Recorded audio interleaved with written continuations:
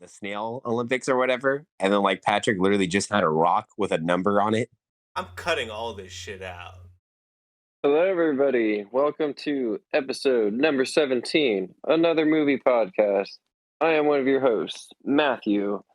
I am joined by my other two great co hosts and my fellow homies, Rico and Andrew. Say hello, my friend. Damn it, Andrew. We already did this opening.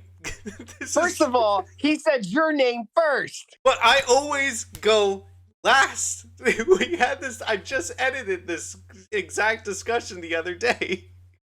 Hey, that's okay. This is a unique introduction in and of itself. So I'll pass the baton to Andrew. So, yeah, go ahead, bud. Fuck it. We're doing it live. We're doing it live. Hi, guys. I'm Andrew. I clearly was supposed to introduce myself before Rico. My bad, Rico. My great Okay, I wasn't friend, implying Rico. anything. I just chose you at random. No, you're good. You're good. I'm just messing around. But yeah, hi guys. It's good to be back. We're very excited to talk about this. The movies we have today. They were Rico's recommends. So with that being said, Rico, passing the baton to you. Introduce yourself, my guy, and feel free to introduce your films. All right. Well, as my name has been said about 10 or 12 times already, I am Rico de Gallo. And this is my movie recommendations for this week. So, starting off, my first recommendation was the new release that just came out this past week. It's called Ant-Man and the Wasp: Quantumania. And I have a lot to say about that one. Mainly things that are outside of the movie, but the thing that I really wanted to get into has been a movie that has been talked about to me through Matt and through many other people many times over. It's called Glass Onion, a Knives Out what is it, Knives Out horror mystery tale or something like that. I think it's a Knives Out mystery. Yeah, Knives Out mystery. Knives Out mystery, yeah, by Rian Johnson. And honestly, I'm really looking forward to talking about that one. I really want to hear what you guys say. It sounds like you guys were kind of mixed on the beginning when we were first pre-planning and everything, but I really want to get into it. So there's further ado, let's just go into Quantumania. So with this one, Ant-Man and the Wasp and Quantumania, basically time has passed. Scott Lang is a celebrity now. He's having a great life. He wants to be a dad. He wants to kind of put all of his superhero antics in the past. Not really in the past. He'll still help out if need be, but it's not his primary concern. Right now, his primary concern is his daughter. He missed 5 years during the blip with his daughter, and now she's a completely new person, new actress, new everything. And dang, he really wants to catch up on her. He doesn't want to feel left out. So that's his primary concern. And then he finds out that she's kind of a troublemaker. Gets in and out of jail every now and then. And when he starts learning more about her, he sees that she's actually learning about the quantum universe and all this stuff. And to the dismay of the grandmother, wait, what's her name? Janet Van Dyne. Janet Van Dyne. Yeah, to the dismay of Janet Van Dyne, she doesn't know what's down there. And by doing this, by sending down a signal down to the quantum realm, quantum universe, she actually piqued the interest of Kang the Conqueror. Dragged them all down there, and now they gotta find a way of getting out while also keeping Kang the Conqueror down in the quantum universe. So, I really want to know, guys, how did you feel about this movie? Start off with Matt. What'd you think, man? It's okay. Yeah, I think this one was definitely much better than Thor: Love and Thunder. I'll definitely give it that. But yeah, at the end of the day, I definitely do feel the fatigue with this movie, but I do try to not think about that and try to judge the movie on its own merits. And if I think it's really good or not.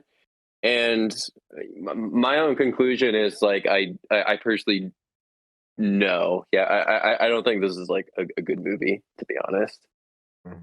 It's definitely not one of my favorite Marvel movies. Like I definitely would put this more towards like the lower tier, to be honest. And I definitely have a lot of problems and criticisms that we can get into, but yeah, I wouldn't say like I hated this movie or heavily disliked it, but yeah, I guess I would just echo my first thought was it's just okay. What about you, Andrew? What did you think about this movie? Well, you guys already know, like initially when I watched the movie, like right after the credits finished rolling, I sent a picture to the guys on our group chat, and I said I loved this movie. Like I loved it the first time, like the first and only time I watched it, I loved it. But the thing is, like as I was watching the movie, it's still like a lot of the stuff that Matt was saying, like a lot of the criticisms and issues that he has. I probably have the same ones because I was noticing them throughout the movie, and I was kind of like, I think what it was for me, it wasn't that I loved the movie specifically. I mainly loved Kang the Conqueror. Like Jonathan Major's performance as Kang was fantastic, and I've always been a sucker for Ant Man. Like I think Ant Man is. He never was like one of my favorite comic book characters. Like I thought his concept was really cool, and I really liked him in the animated series Avengers: Earth's Mightiest Heroes. Like I like that adaptation of Hank Pym in the Avengers, and in this one we got Scott Lang, and I'm a sucker for Paul Rudd too. So those two kind of just it meshed really well together, and I think I enjoyed this movie for sure, but I definitely don't love it after having a minute to sit down and think about everything. It's just because I've always loved Paul Rudd as Ant Man in the MCU. So Ant Man has been one of my favorite MCU characters. Is he one of my favorite comic book characters? No, but I love Ant Man mainly because Paul Rudd really like gives a great performance in all the movies he's in as Ant-Man. Even if the movies that he's in vary in the quality depending on who you are. Yeah, I think his charm does carry a lot of it, and he is a major reason why this movie does work for me. I think Paul Rudd's still great. I think he has great charisma. He has great comedic timing, and yeah, I do find this movie a lot funnier than fucking Thor: Love and Thunder. Like I found the comedy working for me a lot more better here, to be honest. So it does have that like that typical, schlocky, pretty bad Marvel humor, but there are a few decent chuckles here and there that I did get from this movie. That's more than I can say for, like I said, Thor 4. So, Yeah, Yeah. I what can about Rico? What'd you think? yeah, I can completely agree with like your thought process on Paul Rudd. He definitely is like it's his movie essentially. Like he really does like carry the movie with his performance, just his natural charisma, his charm that he has, even like his face. It's always just like very warm, inviting. It's like a lovable former crook kind of thing, and he's just a great looking dad too. Because that's his Mhm. primary goal is just being a father and trying to That's be all like his character. that's all it That's is. his, that's his only character arc. He's only wanting to be a good dad, which I love, but it's like, it's just that's all he has in the MCU. It really is because it's like he's either fanboying over like Captain America or he's a dad, you know. So it's like, or he's in love with Jan or what's her name? Hope. Hope, yeah, Hope Van Dyne. So it's like he has like three things that he has going for him. So I mean, like, but those three things are still entertaining. Like you Hmm. can see that everyone around him is like kind of like fatigued by that, especially when it comes to like his books and everything. Oh my god, his fucking book in this one. Dude, not gonna lie, I would have listened to his book if it was like on Audible. You know how like the was it the boys? They had like oh what's his name? Fish guy. Oh god. Oh, the Deep's The Deep. memoir or whatever. Yeah. Yeah. So they had the Deep's memoir on Audible for free, and I listened to that and I thought it was hilarious, and I really wish that uh That's dope. yeah, dude, I really wish that Scott Lang's book was on Audible. I would totally have read that. That seems so fun. But my general thoughts on the movie is gonna be more in line with what Matt was saying. It's definitely like a very much like a middling movie for me. It just seems like I don't know. I just really feel like King the Conqueror should be they do show him a good amount throughout this movie. This is like his reveal and everything, but the way the movie goes, it just kind of feels like, well, shit. All right, well, fuck. I like that guy. Like, what are we gonna get now? And I kind of don't like the goofy direction that they were taking towards the end. Won't get into it right now, but my general thoughts, there's just a lot that really stuck with me that I liked, and then a lot of stuff that I just was just like, whatever, you know. Let me get into a little bit of a gripe real quick.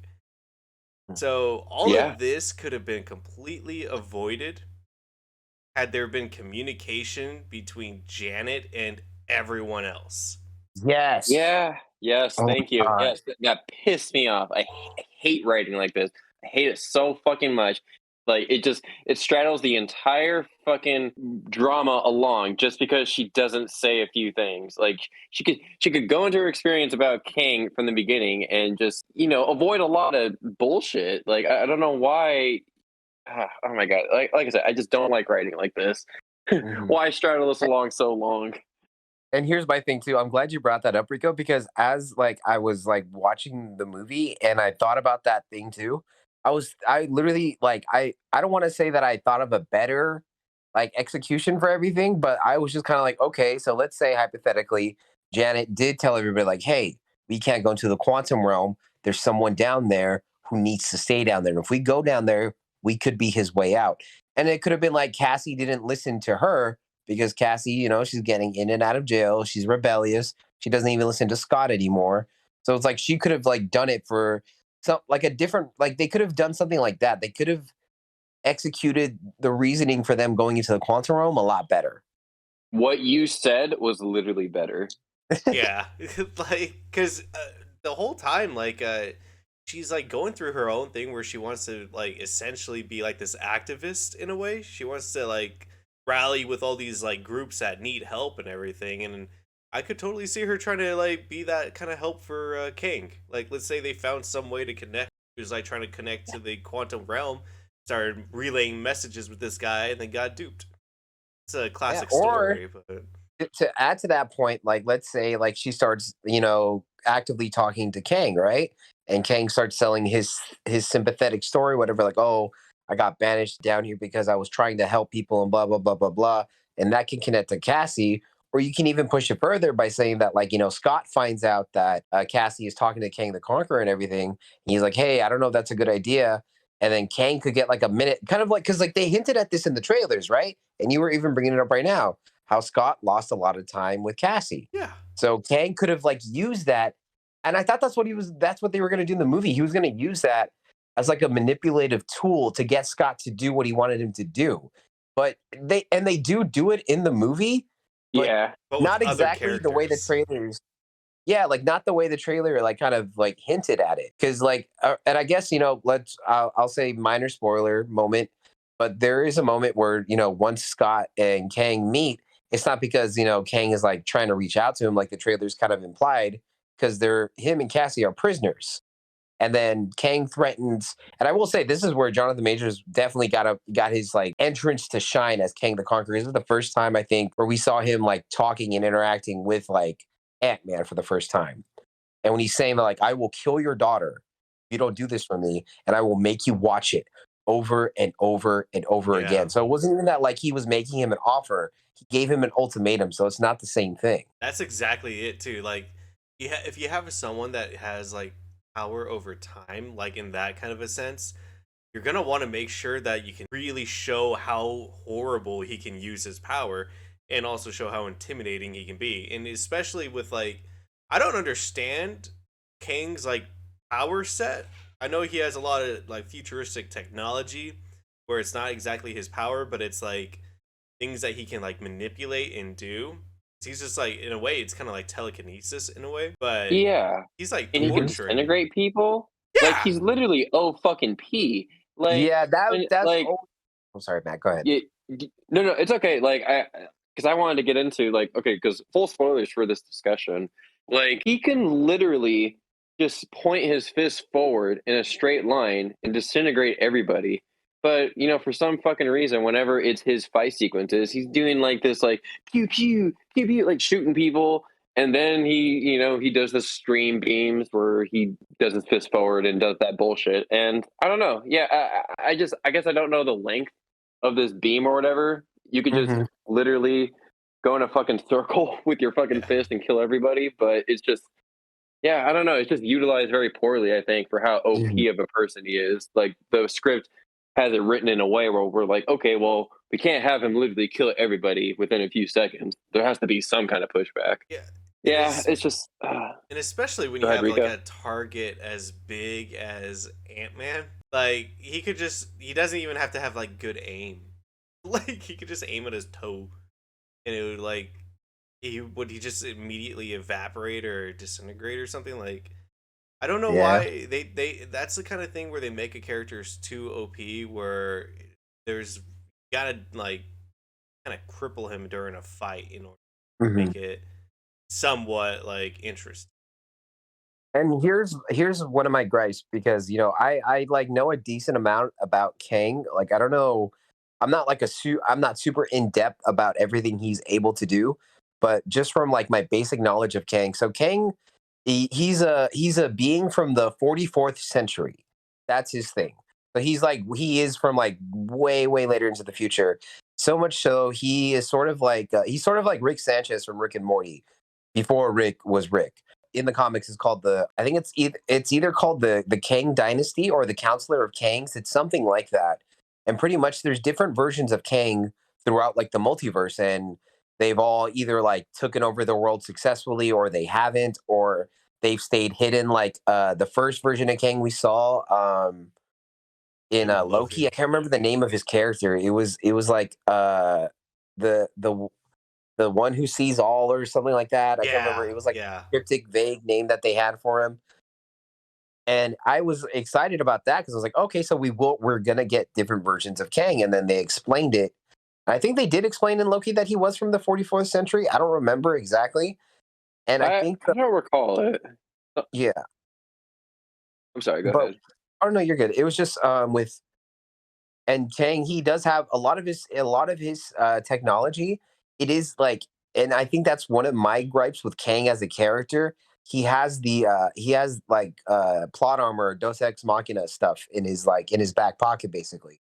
Like his technology is so advanced, he can literally do stuff like what he was doing in the movie. He can fire insane laser beams. He can create like force fields around himself. He can literally like walk on air and fly like not like he can do basically anything. So that's my gripe with Kang as a character because it's like, well, then he's too OP. So you need to figure out how to like kind of bring it down a bit. And that was also my other gripe with this movie. They introduced Kang the Conqueror too early, in my opinion. Yeah. Like the Conqueror Kang is like, I would say, the most well-known version of Kang in the comics. So the fact that they introduced him right away, that was one of my like I guess I would say that was like a red flag I noticed. I was like, oh, I love Jonathan Majors and I love the idea of seeing Kang the Conqueror in live action already. But I feel like if you're setting up Kang to be your new Thanos, because that's clearly what Marvel's doing now, like they're setting him up to be the next Thanos. It's like you should have saved that version of Kang and use a different variant of Kang. So, and then I'm gonna again, like we've all said already, major spoilers right here. But at the end of the movie, I'm hopping to the end really quick because I hated how easily he got defeated for how powerful he's supposed to be. And it's Yes. like if he's like he like Kang the Conqueror for me is the strongest version of Kang. So the fact that they brought him out too early, he got defeated so easily. I was kind of like, that's where I was like low key, fuck this movie. I was just kind of like, what the hell Yeah. is that? Yeah, he gets ass whooped by fucking ants. I was Oh just my like, all right, god, I bro. guess that force field isn't that strong. Ooh, and you know what? Modoc. There's something now that you brought that up, there's something else I want to get into. The one thing That too. I hated about this movie was how it had to keep showing you fucking flashbacks and reminders of shit. Like when, like, I don't know if you, because I noticed instantly throughout the movie, like, if you notice throughout the movie, Hank Pym has his little ant communicator in his ear, and it's like shouting off some frequency in his ear, and he kind of goes, ah, or whatever, kind of reacts to it. No, Throughout yeah, the yeah, movie, yeah. he was You're doing that. right. That And shit then was at the annoying. end, when he's just like, I got all the ants are here. Then it cuts to flashbacks of him like messing around with the thing. I was like, we just saw this like 20 minutes ago. I Yeah. don't need Yeah, you to like remind me. Like, fuck. And then Yeah. the only time I kind of understood why they did this was with MODOK, because MODOK was Darren Cross, the first villain from Ant-Man 1. So I guess, like, I kind of get it, but I was also kind of like, I remember who he is. Like, you don't need to remind me. Like, fuck you. Okay. Okay. It's I'm so not gonna dumb. lie, dude. Yeah. I'm not gonna lie, dude. I would not have fucking recognized him. That's what I mean. So Okay, I let's get just why, like, get that into one. it. You guys just want to get into MODOK? Yeah, Yeah, let's do let's it. get into fucking MODOK. Yeah, freaking. I'll let you finish your point, Andrew. But first, I just want to say, what the fuck was that? Oh my god. Bro, you know Yeah, what? I'm just like gonna. Jesus fucking Christ. Oh my god. I'll finish my point Yo, really go quick, 'cause ahead. Go, all I was dude. gonna say, like, the end my point, which is like, with the MODOK thing, I get why they had to do the flashbacks for him. That I get. Because not everyone, because I loved the first Ant-Man was like one of my favorite MCU movies. So I remember the villain. Like, that's why I remember him. And I get why they put the flashbacks there. It's kind of like, well, not everyone's gonna remember who this guy was. It's kind of like what they did in him. Far From Home. Like, I know, but like, it's sort of like what they did in Far From Home, when they did the flashback for that engineer from Iron Man 1, being a guy who works with Mysterio. Like, okay, yeah, like, I see what they were doing in terms of that with MODOK. But MODOK, okay, now that we're on MODOK, again, you're right. What the fuck? That CGI, bro. Rico, what did you think about that shit, bro? Holy shit. Dude, that was so bad, and especially when they introduce him and he had the mask on. I thought that was sick. I was like, "Oh fuck, MODOK looks fucking sick." I was like, "Okay," like, because right off the bat, MODOK is a character design that is always going to be difficult to pull off. However, Yeah. him being like Kang's like second or whatever in this movie, I was like, "Oh shit, he looks good." I was like, "Oh shit." And then the mask goes up and it's that blown out ass, like, what is it, Shark Boy and Lava Girl, George Lopez looking ass face. It's so terrible. I was like, dude, this is on par with like that George Lopez like stretched out face. I was like, how is it that in 2023, when you guys have this entire everything in this movie is CGI? There's nothing that's Mhm. not like an actual set, unless it's like in the real world or our world, I Mhm. guess. Yeah. So it's like you have everything that's like looking like that shit, and then you have MODOK looking like such shit compared to everything else, and it's like it's gonna stick out so bad. And then they kind of like make it a joke throughout. Everyone's like, "What the hell happened to your face?" And it's like Mhm. it's a joke, and it's like, come on, like you had the mask, it looked cool. You didn't even need to have this be Darian. The fuck, make it. It could have been anybody. Yeah. Yeah, I was just like, dude, he's a futuristic in this like timeline or whatever. Like, apparently, MODOK could have just been like King's like AI or something. Like, Mhm. I don't get it. I don't understand it. And then he was just so comedic. I'm like, Oh my god, I was like, bro. this motherfucker was not comedic in his own thing. Like, why is he comedic as shit Stop now? being a dick. Oh Yeah. my god. And here's the thing, right? With that joke, I laughed at first, not because they were talking about MODOK in that moment. I laughed at, like, the concept of that joke. It's just like when she was just like, "Just don't be a dick," and he's just like, "But it's too late." Like, that was funny, but not because they're talking about MODOK specifically. It's just that joke can be applied to anything. So that's what made it funny for me. But in the context of Yeah, the movie, it wasn't fucking funny. yeah, I mean, the comedy in this movie, like I said in the beginning, was hit or miss. And I mean, there are some moments that work, but there are just moments like that. Like all the MODOK stuff does not work for me at all. And I actually do agree with what you said initially at first, Rico, is that like he actually does look kind of cool at first, but if he just kept the mask on the entire time, that's instantly better for me.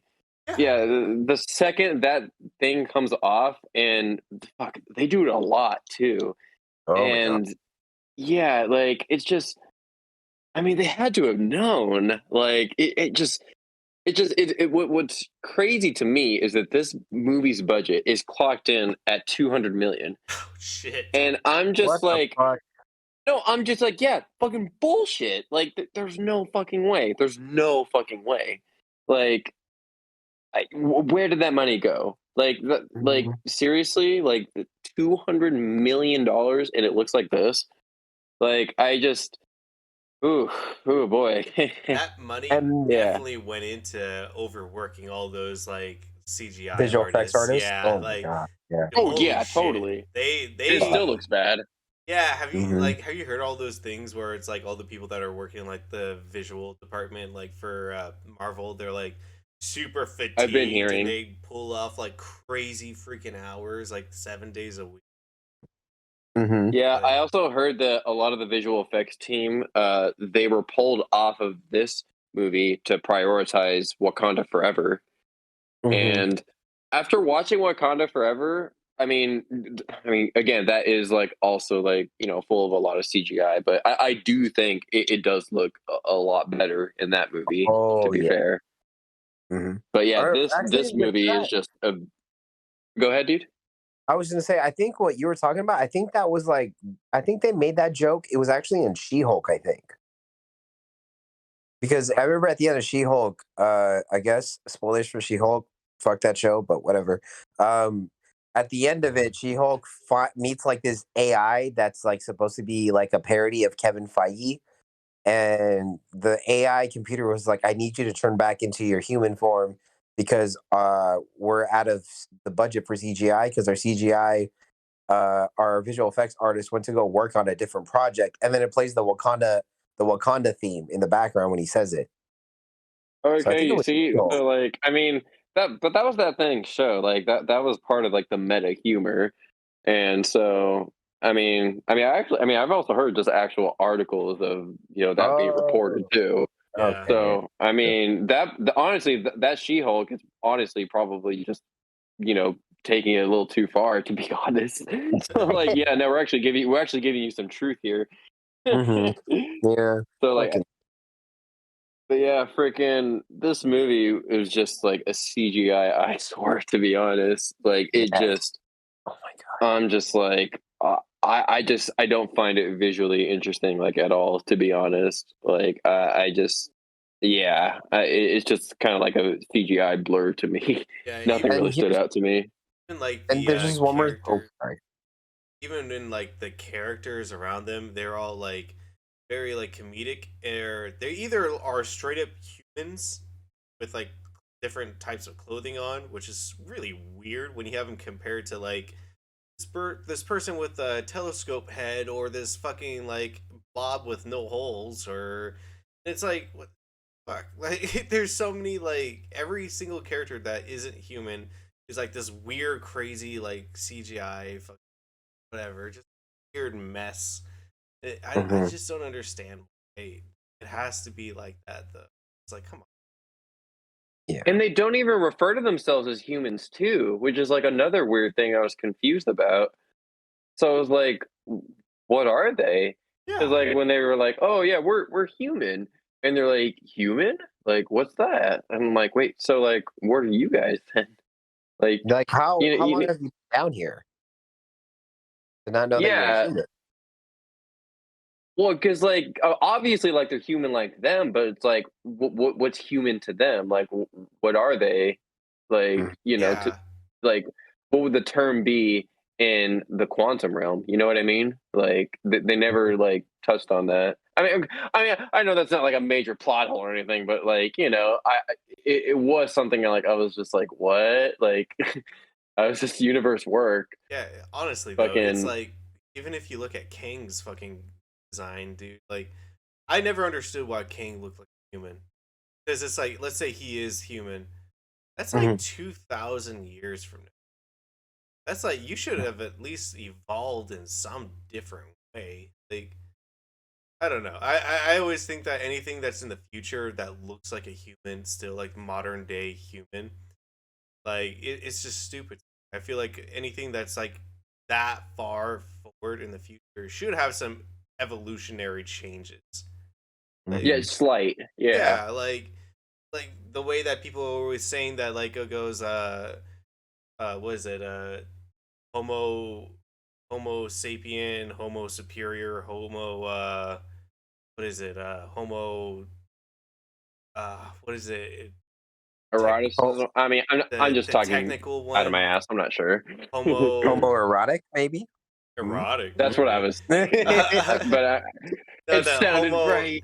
the homo technology one. I can't remember. Oh, homo cyborgus.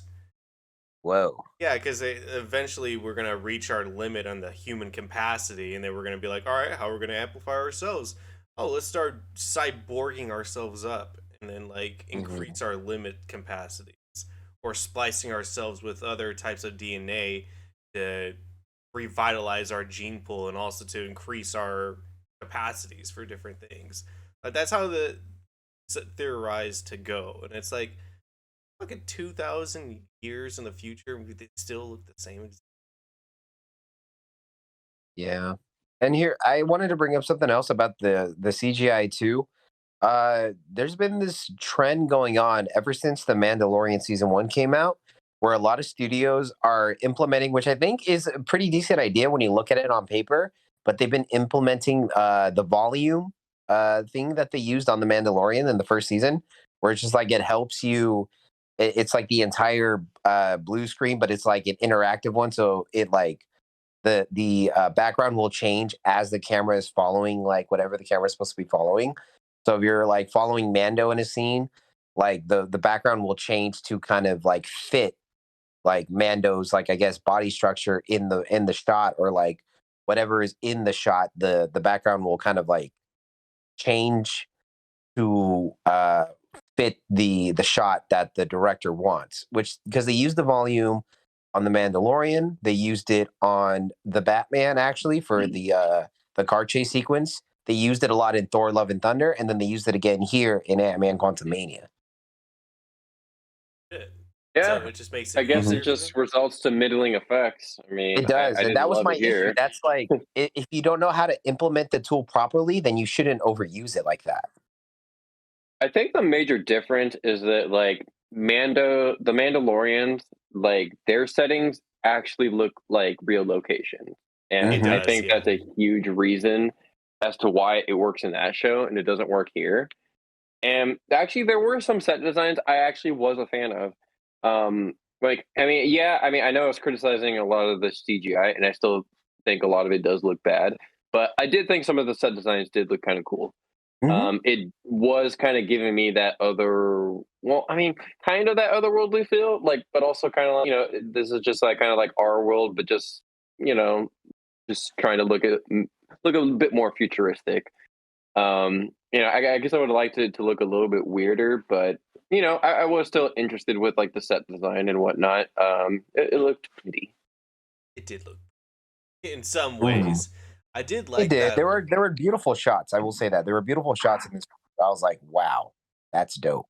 I just don't understand the quantum realm, because it's like their time works differently, I guess, in the quantum realm. That's why when they all got sucked into the quantum universe or whatever, like the ants got sent 1,000 years before them, and Hmm. that's how they got so big and like were able to like become even more intelligent and all that stuff. But it's like, how did that fucking happen? How did the ants go 1,000 years before they were there? Probably 1,000 years before Janet was there. Like no one fucking seen these ants or anything. And then also, like, how did all four of the main characters like end up in the same exact time space? Like, Right? it's like, what the fuck? Like every single one of those ants, those hundreds of ants, went to the same exact timeline instead of. I just don't get it. There's just so much shit that I'm just like, what the fuck? And Well, that's the isn't problem. I it think. like outside of time? Isn't like the quantum realm just a realm in and of itself? No, it is. Yeah, in a way it is, but that's also kind of one of my gripes that I've had with like the Ant-Man movie specifically. The only one, I mean, again, I love the first one. The first one was pretty solid, and even when they delve into the quantum realm, they tried not to like give too much away or establish a structure. And I think that's the issue here with this movie. And I guess not even well, not really Ant-Man and the Wasp because they don't really touch upon the quantum realm at all. Well, they do, but they don't really they just go in the quantum realm and then they leave. Yeah, they grab The the thing is, bomb. I think with the quantum realm, I don't think, I don't know if this, I could be, just spitballing or talking to my ass out of my ass here, but I feel like the MCU and then Marvel Studios, they didn't create a proper structure and sense of rules for the quantum realm. They just would say whatever they needed the script to say for the quantum realm. Yeah, exactly. That makes sense. Yeah, I agree. It is very confusing. Because apparently they can use it as like a time portal, as in Hmm. Endgame. Yeah, they did that in Endgame, which I was like, okay, so you can kind of like the quantum realm exists outside of time. Makes sense. Get it. But the thing is, because there's no other established rule other than, it's outside of time, it feels like an easy cop out for the writers to just be like, oh, well, here's this Deus Ex Machina because, time works differently in the quantum realm. Ah, ha, ha, ha, ha. So just, they can kind of do whatever they want, but it's like bullshit writing. Exactly, it really is. That's what it is. And it doesn't, and here's my thing too, the structured rules, I could even make an argument to say the structured rules that they could have created, they didn't even have to make sense to us. As long as it worked within the context of the story and the writing was really good, then they could have gotten away with it. But that was the issue. The writing here wasn't that great either. So it's, you start noticing the problems that much more. Yeah, and yeah, it just I guess my major gripe with the movie too. Like the writing is just very inconsistent. Like you guys have just been bringing it up. It's just, yeah. I mean, yeah, just there's nothing super compelling here. It's a really weak start for the beginning of Phase 5 too. Like this Mm. feels weird for like an introduction to your next major villain. Like I didn't feel like I don't get the sense that he's a major threat if he Yeah. can get his ass whooped by ants, That's what I'm saying, bro. And here's my thing too. I feel like what they should have done with Kang specifically, instead of having him be defeated, have like Janet and Hank and Scott and all them figure out a way to, like, I guess, like, still keep him there, or like towards the end when they're gonna escape, figure out how to restrain Kang where he can't leave. So he's still stuck in the quantum realm. And now he has a vendetta against, this specific timeline and this specific world, which would make more sense for him to be the big bad of this new phase. Right? Or Yeah, here's another I like idea. that better. Here's another idea. Have the fucking hero lose. Like, Oh my god, That thank too. you. That Yes. too. They're afraid to do it. I like know, bro. It was this movie felt like such a cop out sometimes. It was so annoying. yeah, it's like, oh, the hero always has to win, but it's like, come the fuck on, make this guy seem like a fucking menace. Like, have it be like, oh yeah, no, they're gonna win, and then out of nowhere, this motherfucker just is like, psych, and then just step all over them, and then fucking make his way out and be like, I gotta go talk to my council. I'm And gonna then come back and beat your guys' asses again. exactly, dude. And here was my other thing too. Like with the trailer of this movie specifically, I think what was really like upsetting was that like and it's like the false advertisement that Marvel really tends to have sometimes, which it can work to their advantage in terms of keeping the fans surprised and sort of not that the audience not guessing what's going to happen. But in these trailers, they made it seem like Ant-Man was going to die. And I was just kind of like, okay, and especially the line in the trailer where he tells where Kang was like, you thought you could win, and he was just like, I don't need to win.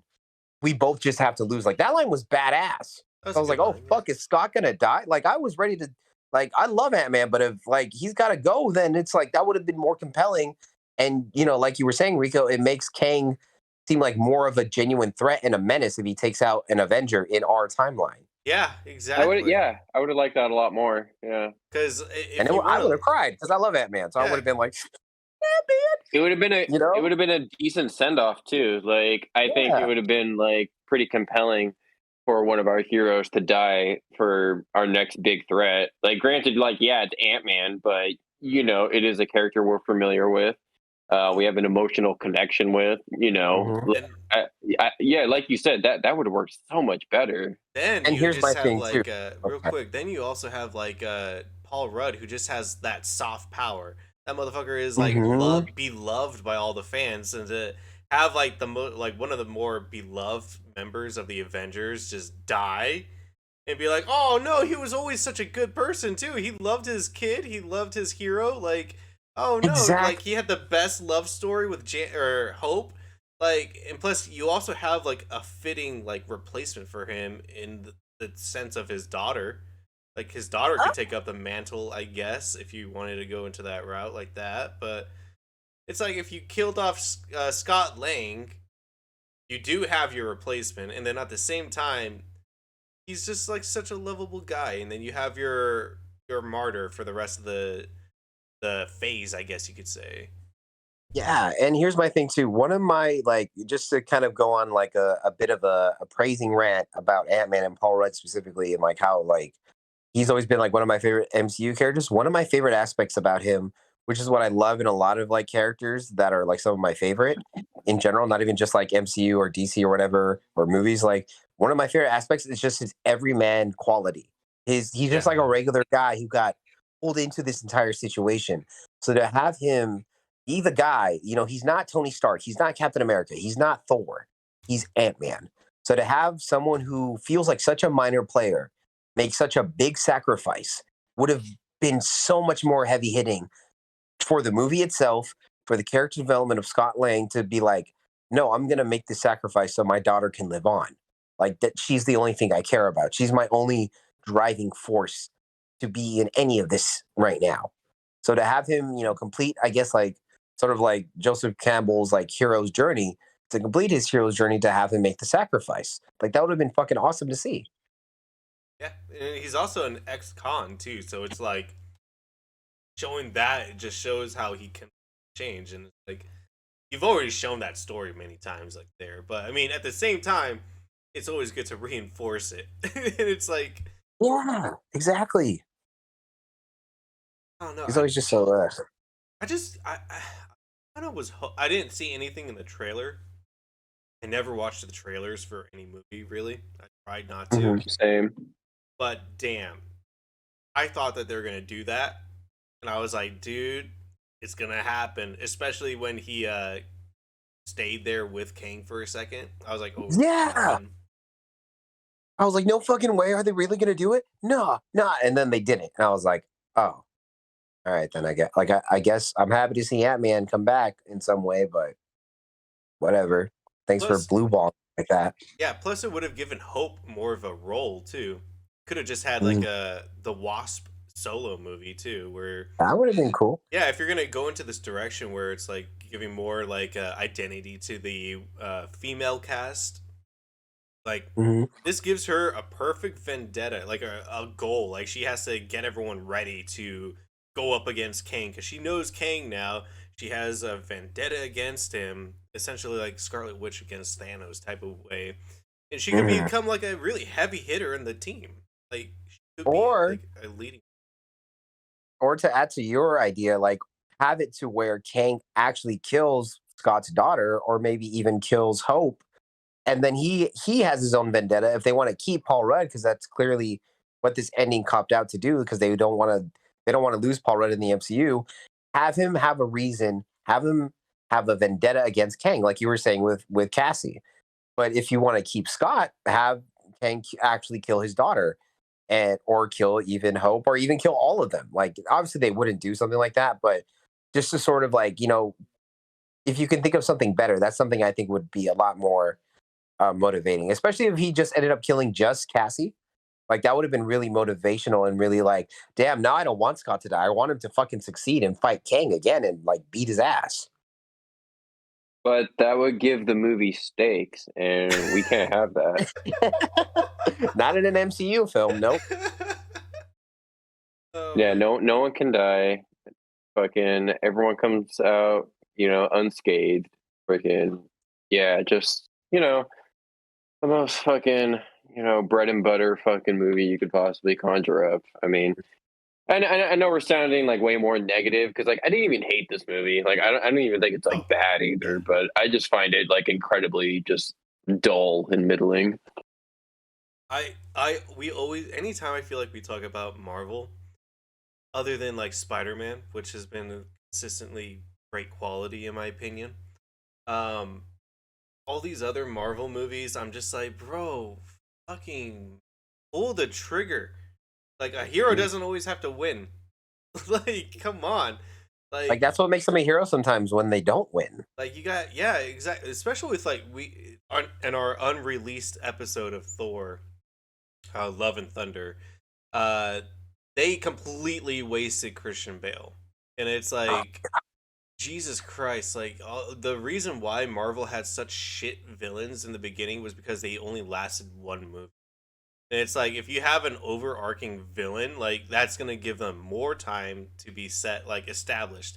That's why Thanos was so damn well established and like such a hit because he had like three fucking phases to be top fucking dog, and it's like, oh man. And then I just didn't, and to get to the end where they show the other variants of Kang. Not a single one of them interested me. Yeah. And I mean, hey, props to Jonathan Majors for his acting, for playing, for being each different version of Kang. And just since you were bringing that up, I wanted to talk about the post credit scenes about this movie, because the first one was the one where we see the counselor of Kangs and everything. And the first one that we saw where he has like that kind of like that really big hat and he kind of looks like the main villain from Big Trouble in Little China. I think that one is actually like one of Kang's first like looks in his first comic book appearances, like back when he first showed up, I think. I think that was like one of his first looks, or like one of the different versions that are in the comics. That's actually cool, like some Lopan looking motherfucker. Yeah. Oh, that was his name, Lopan. I can remember his name right now. But yeah, so I'm interested to see what they do with that stuff. I mean, I am no interested. I'm interested in it, but at the same time, I thought Kang the Conqueror, that performance was really strong, and I really wish that he was continued. Yeah, exactly. They just seem like they just fucked him up. I don't like it. Yeah. I don't know. It just bothered me so much. And then, just to get into the second post credit scene, it's also going to be something that I have a problem with the MCU now. I just think because the MCU has so much fucking content to like delve into and it's all interconnected. Like the Loki TV show sets up Kang the Conqueror, sets up Kang first before anything. But not everybody fucking watched Loki. So when Kang shows up, everyone's like, where the fuck was the buildup for Kang? Like, where? And then for them to find out, like, oh, he was built up in the TV show Loki, they're going to be like, well, I don't have time to fucking watch the TV show. It's why I came to watch the movie because, and then we were actually talking about this earlier. Like Matt was bringing up the point how he can't really get into TV shows because it's like a big commitment. So that's why people go watch movies. They're not trying to commit to like 30, 40, 50 plus hours of television. They want to watch a 2-hour movie and then get what they can from that. So that was another mistake on Marvel's end, trying to like planting the seeds for their big bad for a TV show that if you're not a big fan of the MCU, you're probably not going to watch. Yeah. Like if you're a casual fan, and I feel like the post-credit scene, the second one in this movie, would be even more confusing for you if you're just a casual MCU fan who doesn't like watch the TV shows, because then you're going to be like, why the fuck is Loki? Is that Owen Wilson? I thought Loki died in Infinity War. Like, what the fuck is all this? Yeah, and it's just at this point, it's just starting to feel like a lot of homework. Where it's like, oh well, if you're gonna watch Quantumania, well, make sure you watch Loki first, and you'll get the setup in there, and you'll get the payoff here, and it's just like Jesus fucking Christ, like it is getting a little oversaturated to this point where it's just like, all right, we're gonna start getting a lot of average, pieces of IP now, like. It's going to take a lot for some of these to stand out. And, as of lately, it's just, there's only been few that have stood out to me recently. Like, I mean, I know Andrew and I really enjoyed Doctor Strange. I thought that was one of the more better ones in this phase. Spider-Man was also another high point for us. Shang-Chi was also really good, but very good. Yeah, I think there's a lot of other middling movies in this phase that I'm not a huge fan of, and I don't know. I mean, I'm for sure starting to get fatigued, and yeah, we'll see where this phase goes in the future. But Are you guys ready to get into yeah, ratings for? yes, please. Yeah. I was Wait, just wait, about wait, to wait, wait, say, wait, wait, wait, wait. There's one more thing I want to talk about. It's real quick. what's The that? editing. Oh, Because at the end, right at the very end, where Scott and Kang were scrapping, the editing felt so fucking clunky to me. Like whenever the realistic fight scenes between Kang and Scott, there were moments where you're like, "Ooh, that was a dope punch. Ooh, that was a dope kick." But then everything else feels so choppy. Then there's the shaky cam, and I'm like, dude, I thought we were past the phase of doing shaky cam and rough cuts or smash cuts mid fight. Like, come on, dude.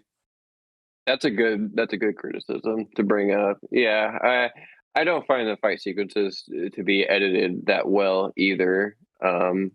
Yeah, I, freaking, it's just I don't know. I didn't really care too much.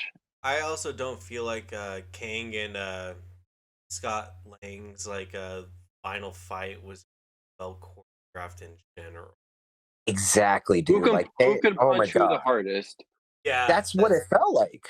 and it just I mean you could see Kang had some structure which makes sense, but I mean yeah, Ant-Man just didn't seem like a fighter at all. And that was my problem too. Ant-Man has fought alongside and against the Avengers. So why the fuck But was he just Kang is getting so much toned? more older and advanced, though. Like I get I that, was but thinking he could whoop his ass easily. I get that, but I still wanted to see like at least, a little bit more. I don't know how to explain. Like I just wanted to see like I thought this movie was gonna like I know I loved like the Everman quality about Ant-Man, but I was hoping like the fight scenes and Ant-Man himself I think would have like been a little more creative with like using his shrinking tech and like fighting back. Because I think one of my favorite fight scenes from Ant Man was when he fought Falcon in the first Ant Man. That Oh was cool yeah. Yeah. because he was implementing his shrink tech and the stuff he was learning from training with Hope. Like I wanted to see more of that, and since he has so much more experience now, like fighting with the Avengers, fighting against some of them at the airport in Civil War, like I wanted to see him do a little more. You know what I mean? Like the thing that I see Yeah. that he has is like the little shrinking discs, the shrinking and expanding discs. I really Yeah, wanted to see him shrink like a fucking big ass like ship, grab it, throw it, and then like expand it. regrow it. Yeah, Yeah. and Oh then my god. it'd be so cool to see that kind of shit. Like throwing like goddamn like spaceships at people. Like you could use his powers for so many things. And Like it'll always make me sad that Edgar Wright never got to continue working on Ant Man because he was the one who initially was pitching Ant Man to Kevin Feige and Marvel Studios for years. So, and then he was directing it at one point, and then they brought in Peyton Peyton Reed. Reed. Yeah. And here's the thing: I got nothing personal against Peyton Reed. I just think he's like an okay director. Like he's not Um, amazing, and he's not like because I know he probably has some really good movies that I've never seen. But, like, even, like, the stuff that he's done that I have seen, mainly, like, I guess more geeky and nerdy stuff, like, I loved his episode of The Mandalorian on the Snow Planet, like, I know he directed that episode. That episode was fucking great. I love that episode. And I even enjoyed the first Ant like, I love the first Ant-Man, so I was just like, he's not, like I don't think he's a bad director, but then in Quantumania, and then even in the first Ant-Man and the Wasp, I was like, "Maybe get a different director." You know what I mean? yeah, I could see that. I just feel bad saying yeah. that. I don't I never want to like talk down on a director or a writer or any kind of creative because it's hard to do this shit. So, but it's just I was like I feel like something's missing with Peyton Reed here, and I don't think he's a good fit for these Marvel movies.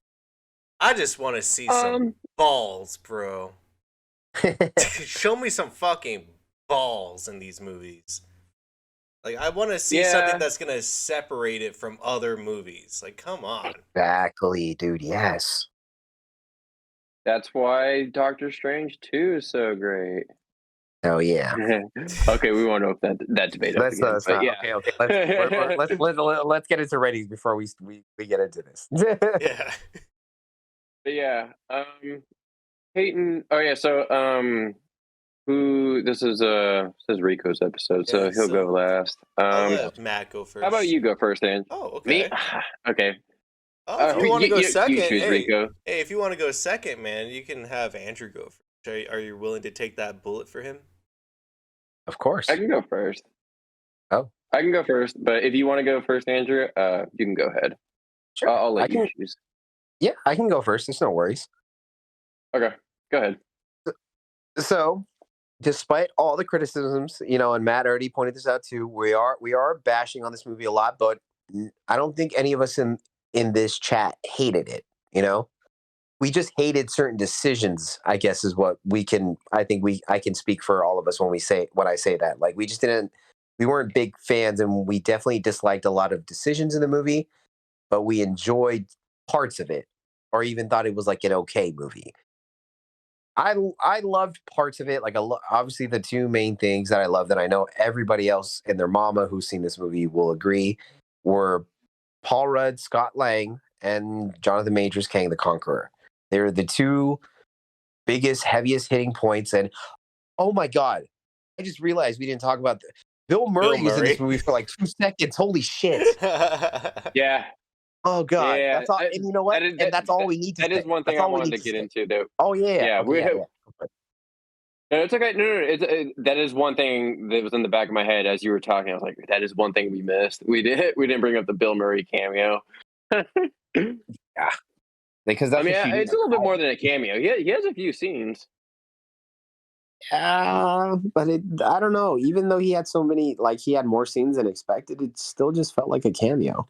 Yeah, No, I I mean, would true. agree with Yeah, that. true. Yeah, I would definitely yeah. agree with I that. get Yeah. Yeah.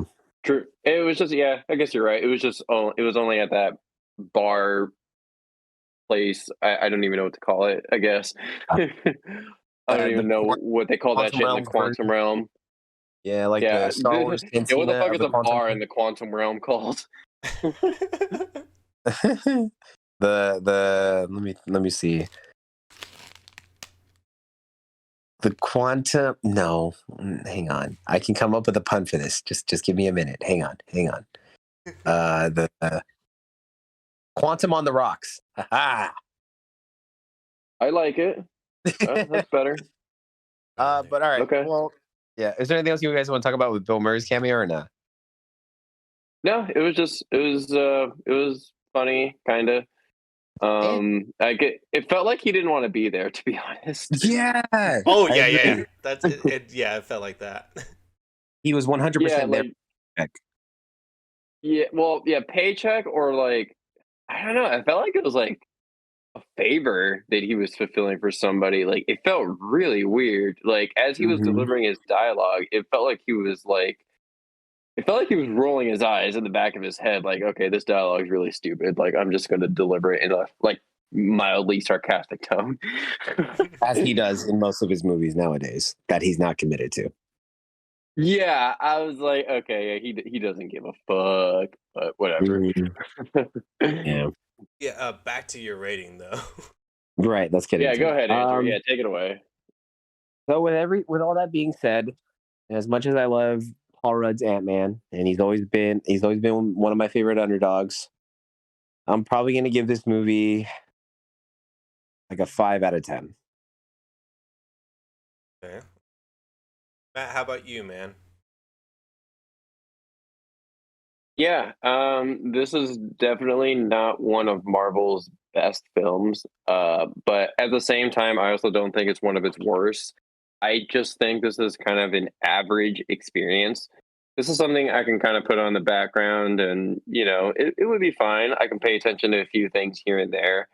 It's not something I would want to sit down and fully commit to, like the full 2+ hour runtime where, I kind of just get middling results. I'm not getting like really deep character work here. It's just, yeah, it's just very low stakes Marvel kind of bullshit. Like it kind of gave me Ant-Man and the Wasp vibes, where it's just like kind of Ant-Man and the Wasp was just kind of like a Saturday morning cartoon with kind of low stakes.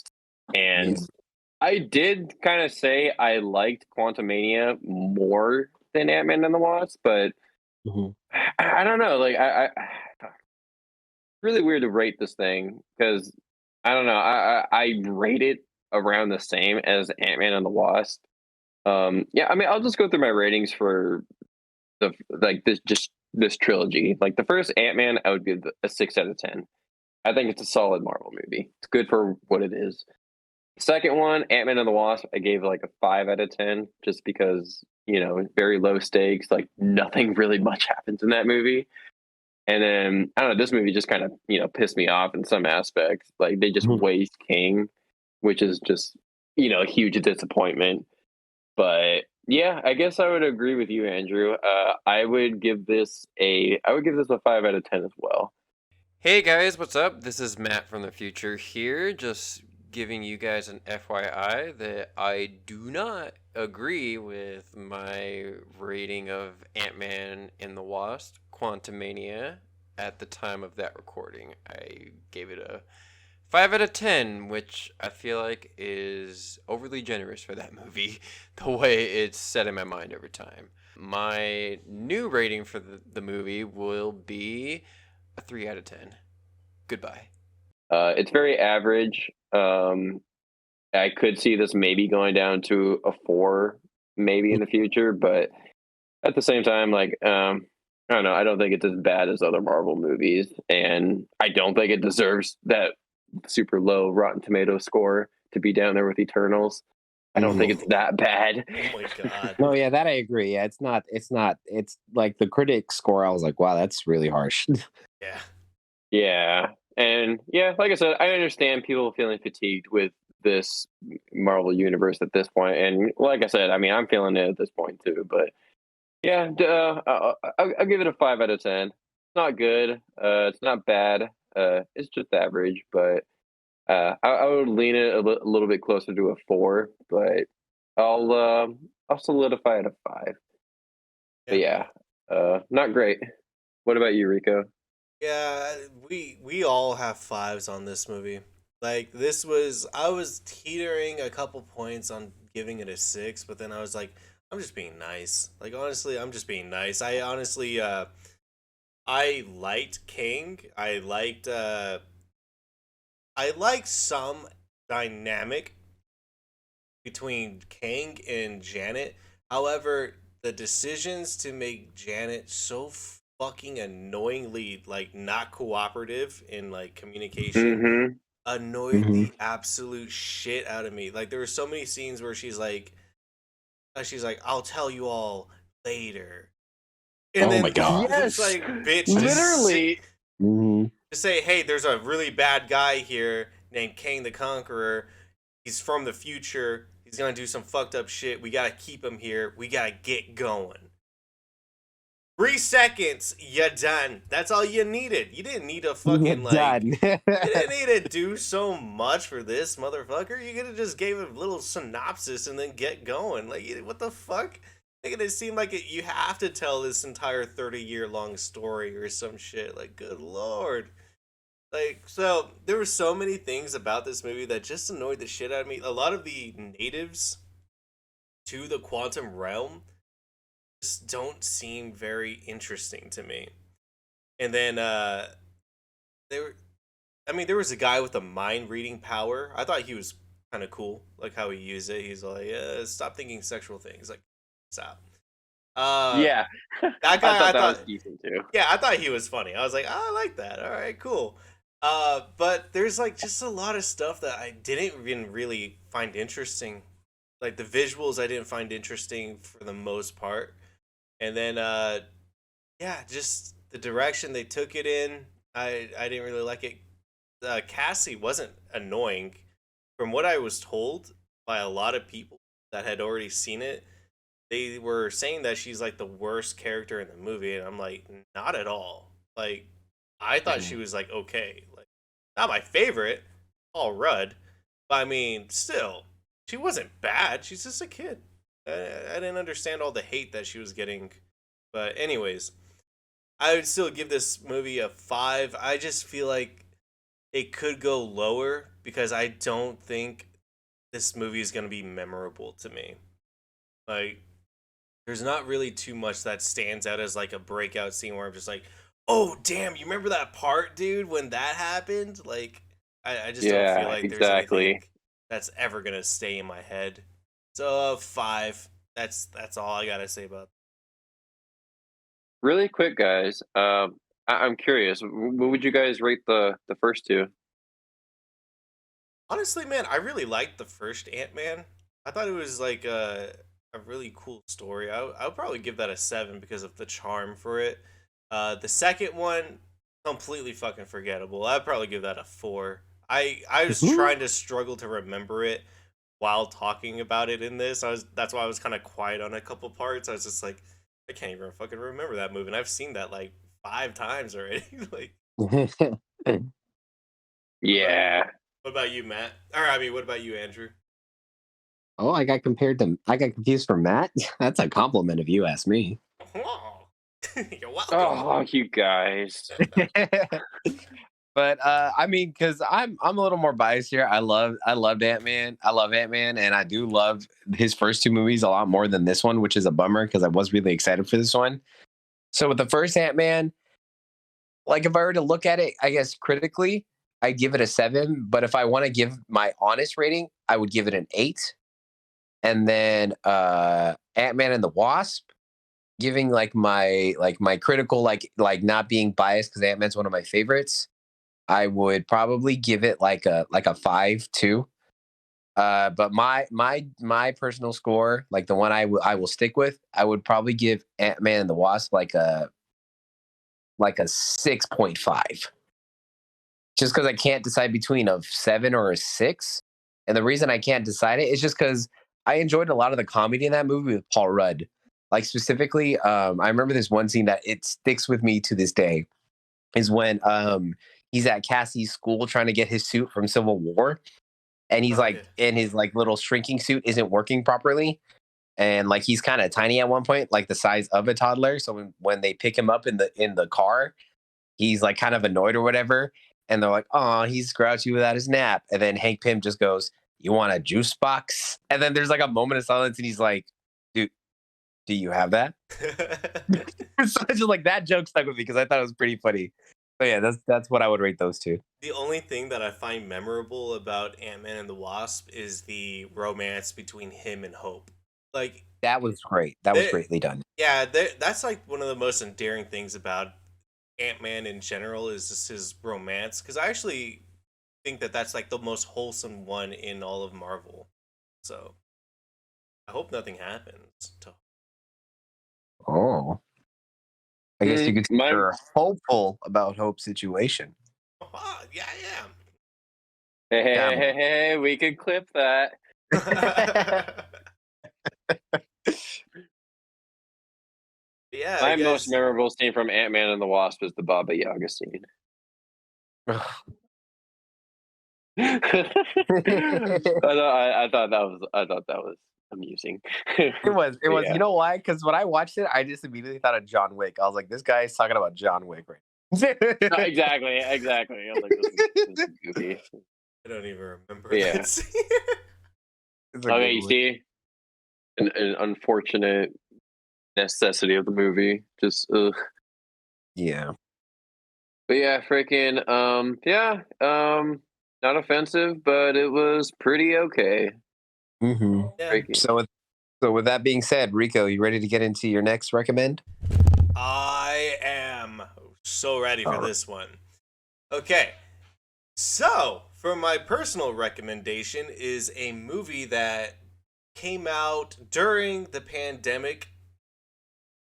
One that I have not seen yet have been told a lot about. Or not even told Wait, it about. came out a few months ago. Yeah. It was filmed during COVID. Yeah, Or during filmed Oh, during yeah. COVID, but Yeah. yeah, I mean, right? it came out like 3 months ago.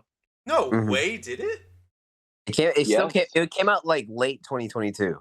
I thought that It was came out in like, like December, dude. bro, Yeah, I like seen 2022. I just imagined like early 2022 by the mask regulations and everything, which I thought was very funny in showing the characterizations of certain people. oh yeah. We'll get into that. However, Mhm. Last Onion is about a murder mystery dinner party that actually has some pretty telling underlying notions tones about it, that something may have happened before as well as may happen after. And it's also a very bored Daniel Craig desperately looking for something to do and stimulate his mind during the pandemic. And I honestly kind of like it for the way it went against the way that Knives Out went. This one is definitely focusing more on like uh flashback telling of the story for a lot longer than I ever would have guessed. But honestly, I really like this movie, and I think I could watch it like multiple times and still find things that I probably wouldn't have seen earlier in the first viewing.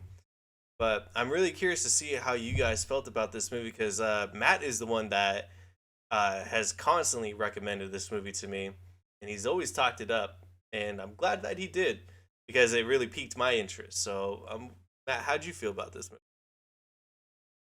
This is my second time watching it, and it was very beneficial to take notes this time around because, especially with like some of these murder mystery type movies, you can miss like a detail here and there, and maybe some things can make more sense to you upon a second viewing. And I don't know, upon this viewing, I felt like okay, so I actually liked it a little bit less, but that's not to say like the whole movie falls apart. I still do really enjoy this movie. I don't think it's as good as the first one, but yeah, it still is very solid. Um, and I am a little curious to get into what you have to say, Rico, where you're saying like it's doing like something totally different from the first Knives Out movie. Um, I mean, I feel like the common theme that it's going for again is, kind of rich people are dumb assholes, and that's just kind of like the major point that these films are trying to make because the main antagonist, I guess I'll get into full spoilers in this movie. Is Edward Norton is kind of like a play on Elon Musk in our real world. He kind of Even plays like a his tech giant. just Oh, to go get ahead. into your point real quick, Matt, then you can keep going. Even his character's name, Miles Braun, Elon Musk, pretty telling that it's a riff on Elon Musk. Yeah, no, and yeah, he has technology do everything for him. Like he has the dog, like a robotic dog carrying fucking their luggage and shit. Like yeah, and yeah, I mean, a majority of the script's jokes just deviate from like rich people are dumb and they try to they put on a front to come off much more smarter than they actually are. And the script, at multiple points pokes fun at Miles Braun because he constantly misuses words or, uses words incorrectly out of context and whatnot. And, it's just, it is pretty, funny with, if you pick up on that shit. Cause like I was picking it up on like early on, I was like, what the fuck? That is that even a real word? And then like Daniel Craig's character, further kind of grills in on him, like you're just putting on a front, like you're Oh kind of just yeah. a dumbass. And Hmm. I'm like, okay, I was like, yeah, I was picking up on that, and I do think that is kind of like a clever part of the script, even though it is a little on the nose with what it's talking about. Hmm. But yeah, what about you, Andrew? My general thoughts are mostly positive. I do have some problems and maybe some slight inconsistencies that we can get into later, but I'm curious to hear what your overall thoughts on this movie are. Well, I definitely enjoyed it for sure. I enjoyed it a lot. I think all the actors that they had, it was the same thing with like the first Knives Out, where they had a stacked cast of just like not even like not all of them are like super famous actors, but they're all very talented actors. Like everyone does a very good job, whether their role was kind of major or minor. And again, our boy Dave Batista, he's in this one, Dude. rocking it as usual, being a dope, being a dope actor. I didn't even know that Dave Bautista was in this. I thought that was so funny. I didn't know he was in it, and then last week we were talking about Dave Bautista in Knock at the Cabin, and I was like, "Yeah, I'm really curious to see like what other movies he has." And then immediately after, I was like, I recommended a movie I didn't even know he was in, and I was like, "Oh my god, that was so He's funny to there. see." So Yeah, I he is just a great comedic actor. oh Just my. Definitely. like his timing in this movie is like really on point. Mm-hmm. I'm sorry, Andrew. I interrupted you. What were you gonna say? Oh, don't even sweat it, dude. I was just saying that, like, overall, I had a very good time with this movie. I definitely share the same point you had a minute ago, kind of like how, as much as I enjoyed it, there were some things that I noticed, and I was like, wait, when? Like, when did that? How does that add up to? Like, I get what like how it builds up to certain parts, but I'm also like, wait, when did that actually happen, kind of thing? And it's just sort of that idea of like, is Rain Johnson kind of like messing with us, or is this kind of like consistent? Well, I'll get it. I'll get more into it as we get deeper. But yeah, I had a great time with this movie. It was very good. I do think some of it is a little messy. Like upon Mhm. rewatching it this time, I did take a few notes of some things that I felt were inconsistent.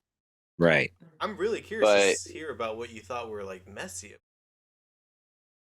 it's some of the flashback scenes and some things like with The explanation scenes like too were kind of like, I was like, wait, but when did he do that though? Kind of like detail, I would say. well well one of the first things that really stood out to me was Lionel in okay, so one of the major things is okay, yeah, like I said earlier, full spoiler discussion with the glass onion. One of the things is that they're talking about this substance called clear. Hmm. And apparently it is combustible, but it can also provide power, which is what the entire Glass Onion Island mansion that's what it's being powered off of. It's being powered off of this clear substance, but Hmm. it is combustible. And so once he once Edward Norton reveals that, he's saying like, "Oh yeah, the entire house is built off this," but he's also trying to get oh my god, Catherine Hahn's character. She's like the politician. Oh yeah. He's trying to get her to sign off on it, Hmm. and so like yeah, he's trying to get her to sign off on it, and we don't really like we know it's about the clear like substance, and they are talking about like how it's like basically like a combustible substance and it's bad for the earth and whatnot. And you can kind of like pick up on like what he's kind of going for. But then like there's a flashback scene where it's where they're talking about it and they're already aware of like the clear substance and what he's trying to do. And so I'm like, wait, this flashback scene. So you guys are already aware of the clear substance and like what he's trying to do. So why are you talking about it in this past context if you're, acting surprised about like why you're there when he brings it up in the future? Yeah, And so so, sorry about that. sorry, go So ahead. the flashback that you're talking about, they both man, I can't remember the scientist guy's name, but both Lionel. Lionel, that's Hmm. right. Both Lionel and the politician lady are talking about it, and they both signed off on it essentially. Like, so they signed off on it like days prior to going to this island. So they obviously knew that he was going to be launching it. So that's No, exactly yeah. what you're saying. It's like And then they act surprised in the present scene, and I'm like, wait, why? And you guys are acting Hmm. it's like you're just like blindsided. You signed off on it already. And then another one that stood out to me was the very first time as an audience when we're presented Daniel Craig's character. Oh my god, I keep blanking on his name. LeBlanc. Benoit. Ben Yeah, Mr. Benu Blanc. I'll say Blanc. Blanc. When he first meets up with oh my god. Okay, again, full spoilers with this movie. Annie's sister. What's her name Oh, again? Cassandra. No. Yeah, no. Cassandra is the sister. Addie is no. You're right. Helena. I think it is Helena. Helen. Let's It's just go with Helen. Helen. Okay, thank you. I was like that actually sounds right. Yeah, Helen. Um Right? Yeah, Helen. Yeah, Helen. It's Helen. yeah, so when Blanc and Helen okay, so we're under the impression it's Annie. So it's presented like they're meeting each other for the first time, but there's nobody around. Like they don't need to like put up this front or anything. So it's literally dialogue just for the audience, just so we can like it's a misdirect on us. But I just don't understand why that's there. Like it's just sloppy to me because like I said, there's nobody there. They don't need to put up this front. It's dialogue for the audience. Like, oh hey, like representing this as Annie, but we know from the flashback sequences later on in the movie that they already know each other. So yeah, I just yeah, there were just like some slight inconsistencies like that where I was just like, okay, like this could have been written a little bit better. It's a little bit Mhm. sloppy. Yeah, and to add to your point about that, again, like Matt said, full spoilers for this. The part where Blanc is breaking down everything about Miles Brown and how he's calling him like an idiot, and he's just like, when he brings up there was points where it made sense. Like I remember when I first watched Knives Out, I mean the Glass Onion. When I first watched it, I noticed Miles handing Dave Bautista's character Duke the glass and not him putting it down and Duke grabbing it by mistake. Like I noticed that the first time I went, wait, he just handed him that cup. Okay, he's the killer. Like I figured it out instantly because the way he did it, it was just like he was being discreet, but he handed his cup to him and then grabbed Duke's actual cup, and that's when he poured the pineapple juice, which is what he's allergic to because they hinted at it earlier. Like that part made a lot of sense. I was like, oh shit, that's good. Fuck yeah, that's good writing right there. But then to bring Duke back into the conversation again, when Blanc brings up the point of how Miles like grabbed his gun at one point, like I don't remember that at all in the movie. Like I don't remember when he grabbed Duke's gun and then hid it in the ice chest or whatever, and then grabbed it later. Like I don't remember seeing that at all. So that felt kind of It's sloppy. purposely not shown. That's Yeah, purposely not shown. Yeah. I get that, but I also feel like that's where it's just like, well, you can't say that he was like being sleight of hand with the glass and also with like Duke's phone. I just remembered how he did like grab Duke's phone and put it in his pocket or whatever. But I don't remember like I just you know what I mean? Like what I'm trying to say is kind of inconsistent in that regard. Like you show two instances where Miles is actually being like, he's using his sleight of hand technique or whatever, but then you don't show him doing it with the gun. And I feel like that would have been cooler to like have it in the movie where you do see him grab the gun because it's already well now that I think about it, I guess I can see why they took it out, but then it feels kind of like inconsistent, I guess, if you guys That get would what have I'm been trying too to say. obvious, I think. Yeah, no, yeah, Like that would have because like I now guess that I do about it, that find like the name of the movie and like the concept like I do find it clever in the sense that like the concept of like a glass onion, like the onion like has many layers but it's a mhm. glass so you can see You right through also, it. yeah, exactly. And Yeah. it is something that he touches on like okay, it's obvious that it's Edward Norton. And that is something that like even in my first watch I'm like okay, it's Edward Norton. Like Yeah. I think it's bullshit. Like I think because like he's a bad actor in the sense that like he's trying to make it seem like one of them killed him, and I Right. predicted that like right off the bat, and I Mhm. was like, okay, so that actually just goes align with the point that they're trying to make here, and I'm like, okay, like it did work for me by the end. Yeah. Like it Oh no, yeah. does By the end, it was still a good movie. yeah, like it does teeter me along, and I am still interested to see how this ends. Because another thing too is you are curious why Annie is there because you do see that there is a lot of tension between her and the other five. And there is that mystery of like, okay, what happened in their past? So there is still like a lot of story and interesting stuff that straddles the story along. And yeah, I still did very much enjoy it. Yeah, the thing that really gave it away that Miles was the killer was how everyone reacted to Andy being there. Because Yeah. you can hear everyone's like reactions. There's like, "Wow, she actually came! Like she's here. Why is she here?" Like, and then you see Miles just like completely dumbfounded, like, "How are you here?" Basically, like, Yeah. and like when they're doing the flashback sequence, and Daniel Craig is just like, "Yeah, we gotta make sure we watch the expressions on everyone because the killer knows that you're dead."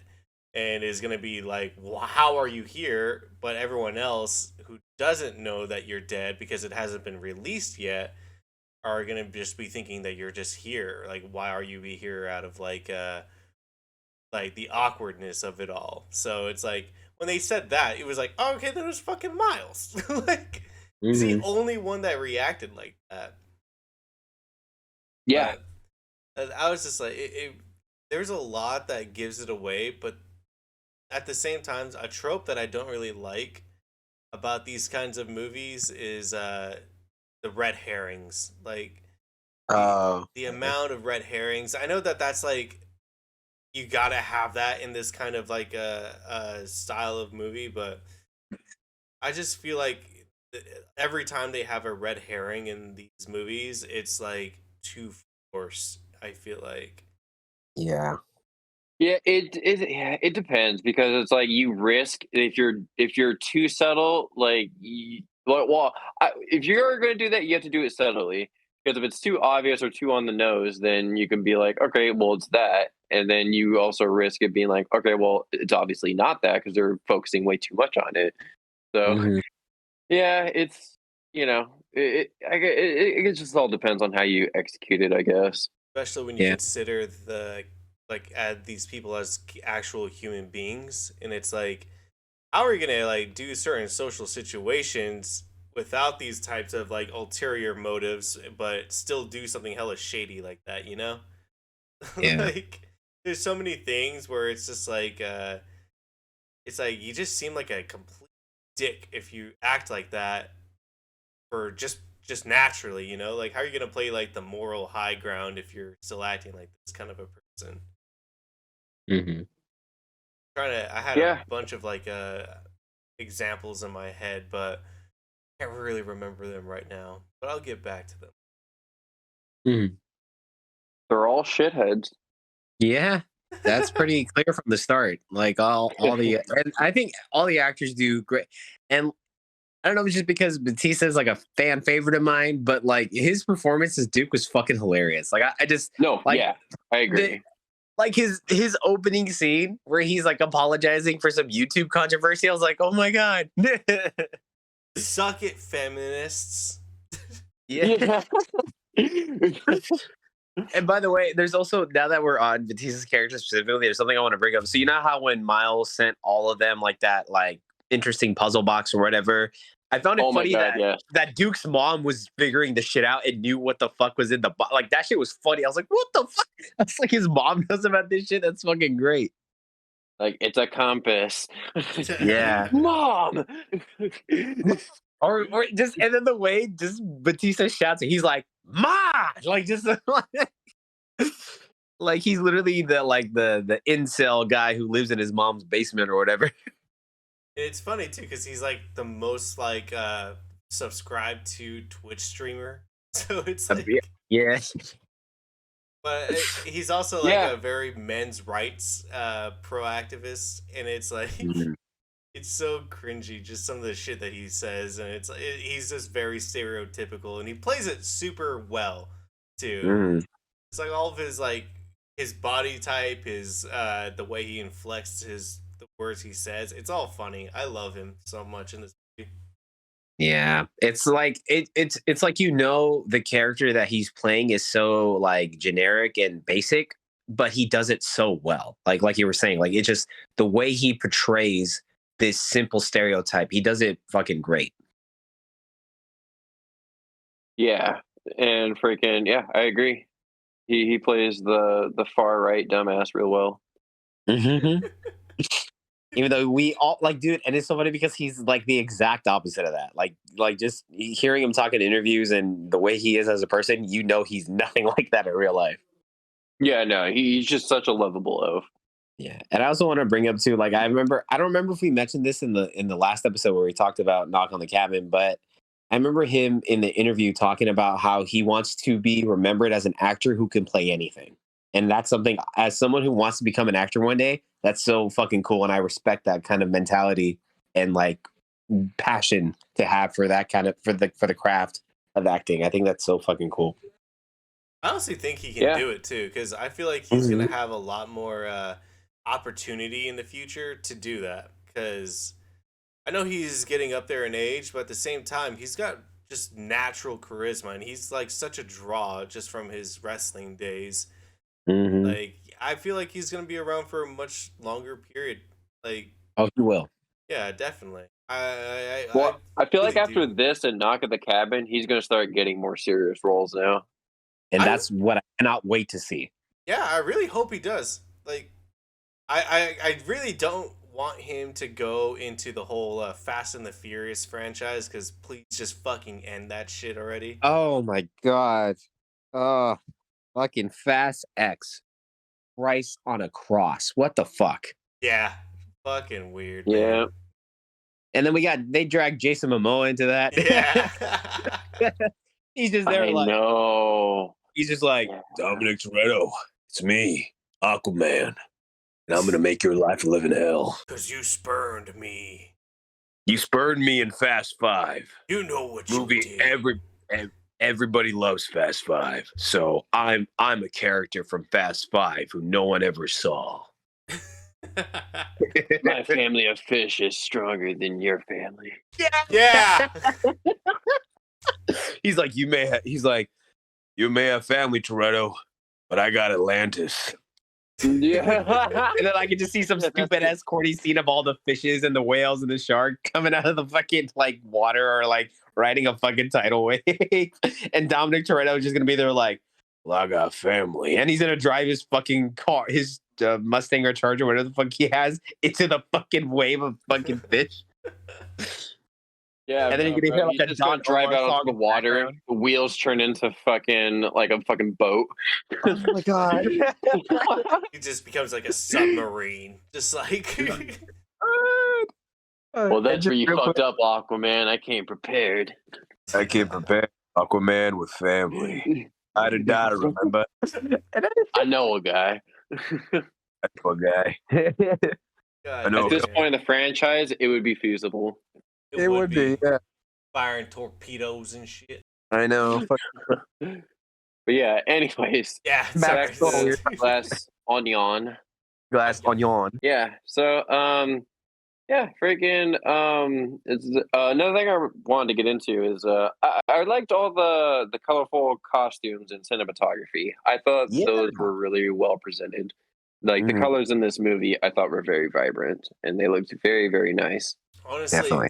There's like a lot of like the set design too that I was just like, oh shit, that looks really, really like interesting with all the glass.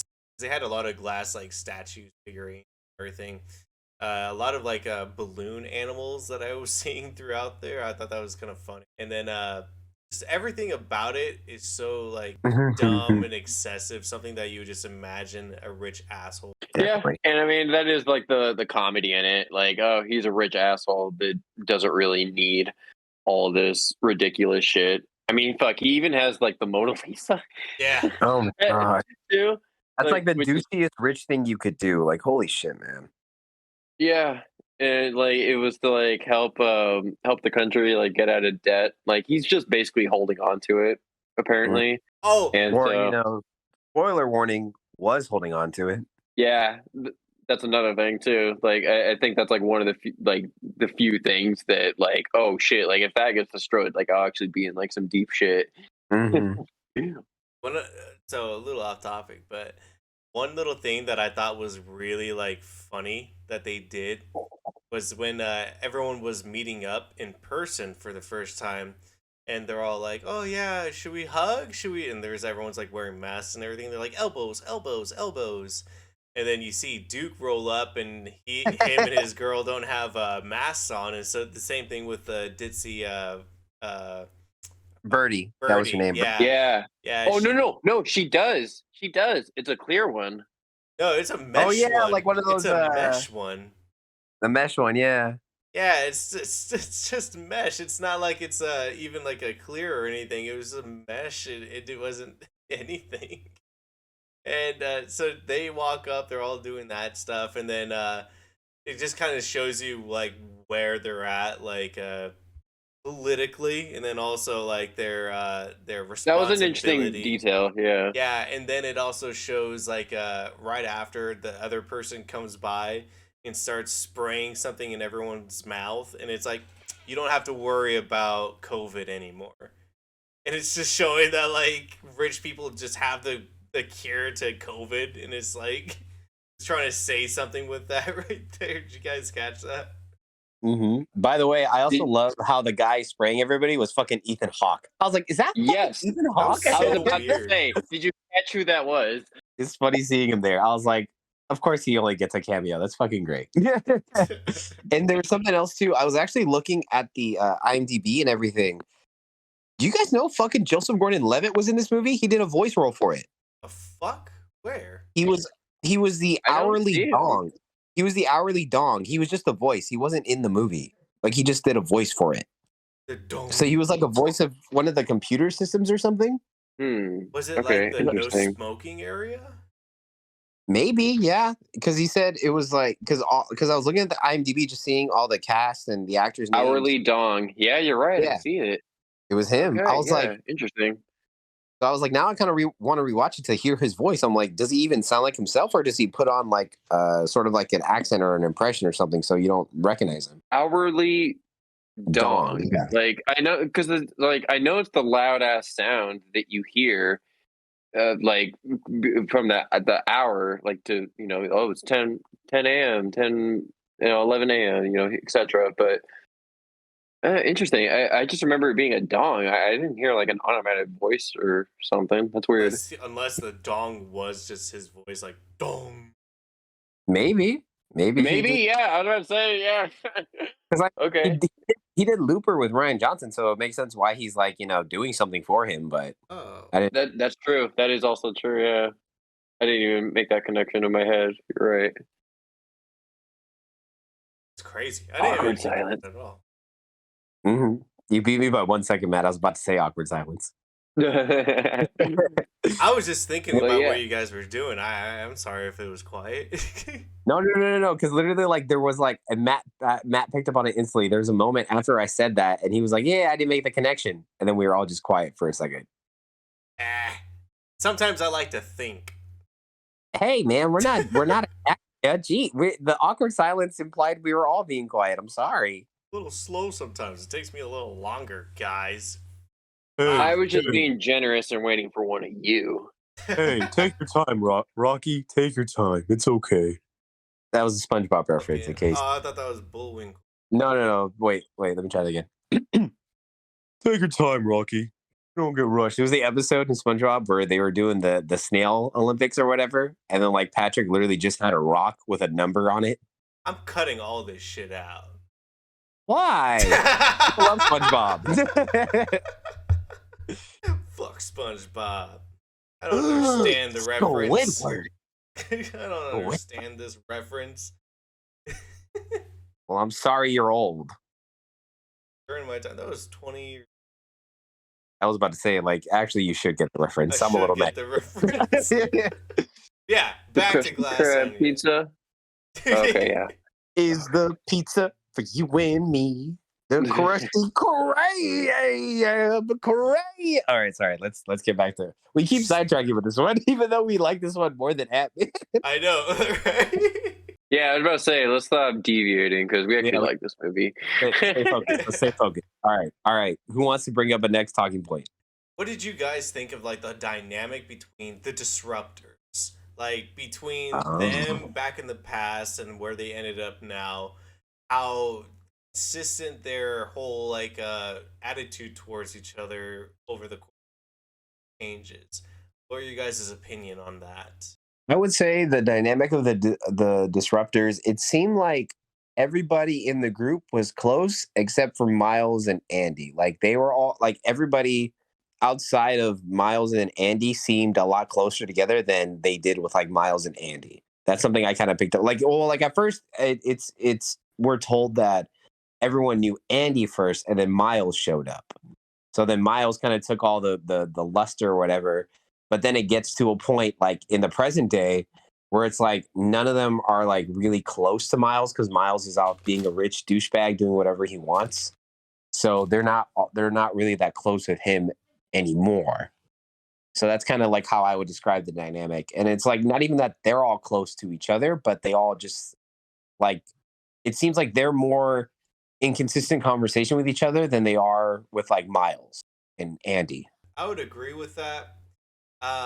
There just seems like you know how sometimes you see an old friend and it's for like the beginning, but then it very quickly kind of wears off as time goes by because it seems like everyone was happy to see each other, and then like you see when they're in the pool, Lionel sees Dave Batista start popping off. It just seems like they fucking hate each other. Like, Yeah, it feels like a genuine like long time friendship where it's just like you're past kind of like the niceties with each other and you just like if your friend was to do something that annoyed the fuck out of you, you would like genuinely show like you're fucking annoyed or upset with them. way I was taking it, I thought that they kind of just grew out from each other, but they're just doing it as like, we kind of have to as like a formality type of thing. That's true. That's definitely. I think that's probably a more accurate way to describe their dynamic. But what did you think, Matt? They're all sucking that golden tit. Yep. Freaking yeah. I mean, I really wished like in some of those like, those past scenarios we would have got like a little bit more development with some of those characters. I would have liked it a little bit more just to have that development there. But, it does also fall in line with like they're all just assholes. So Like like all it does kind of go in line with selfers. their characters still. Like none of them are I mean, okay, by the end, like they do make the right decision. So I do, like that redemptive quality, but they are shitheads throughout, the whole movie. And yeah, I think it is pretty well written in the sense that, you know, they're all established assholes really well. I just wish there was a little bit more of screen time with them in the past, so we would have got to see a little bit more dynamic, I guess. Mm-hmm. I gotta say, what I do like is that when they show like when Addie first introduces Miles to the group, and then Miles is off like at the bathroom or something, they're all like, "This guy fucking sucks." Like he's like he doesn't seem like he's interesting at all.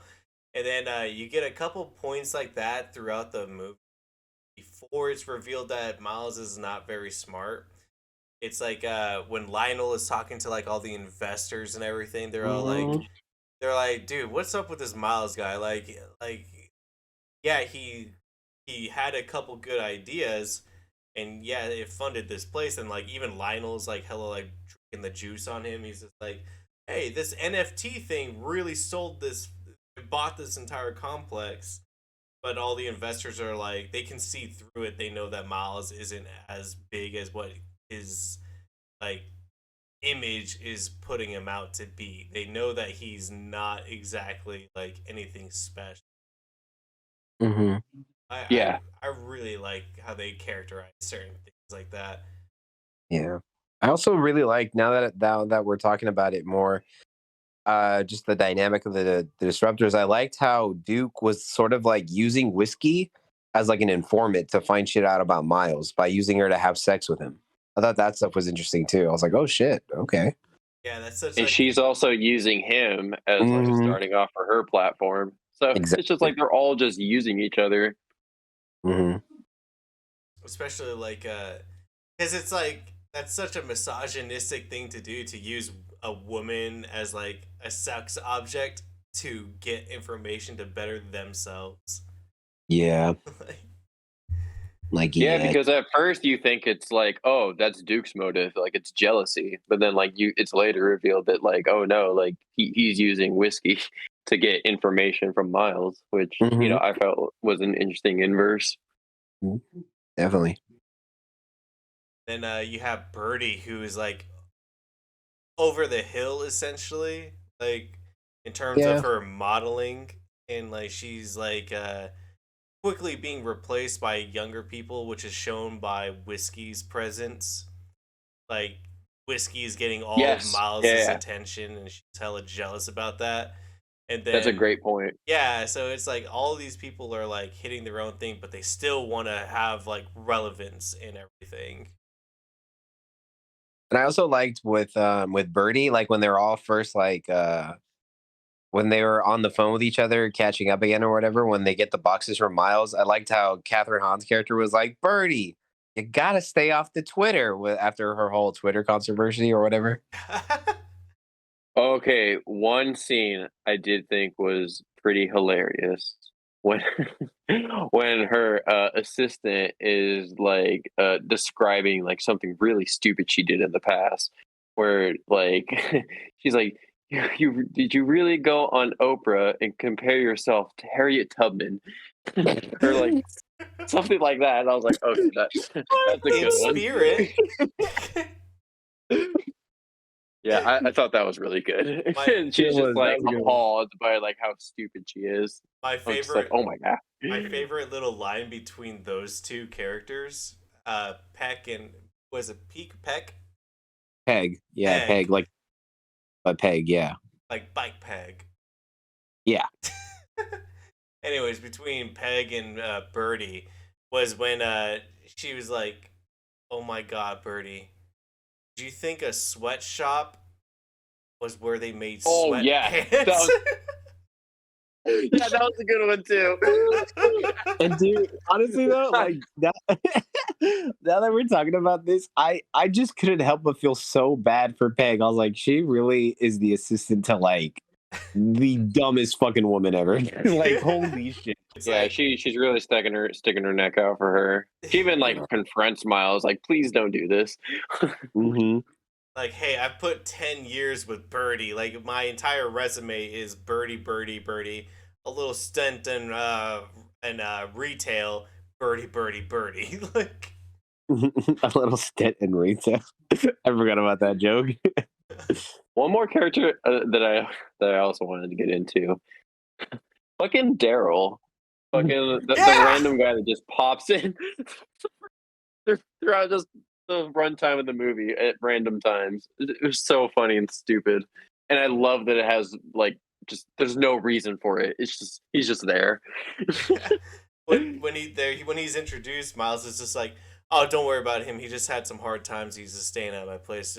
He's not even here. Don't even think of him as here. He's not a part of the game." Yeah. And I was that's wondering, literally it. Yeah. And I love it. what was it? Because it was, what was his name? Devin, right? Daryl. Daryl. Bro, I think wasn't Daryl in like another one of his movies too? Because I was like, I feel like he looked kind of familiar. I was like, where have I seen this guy before? I'm all trying to find him on the IMDb.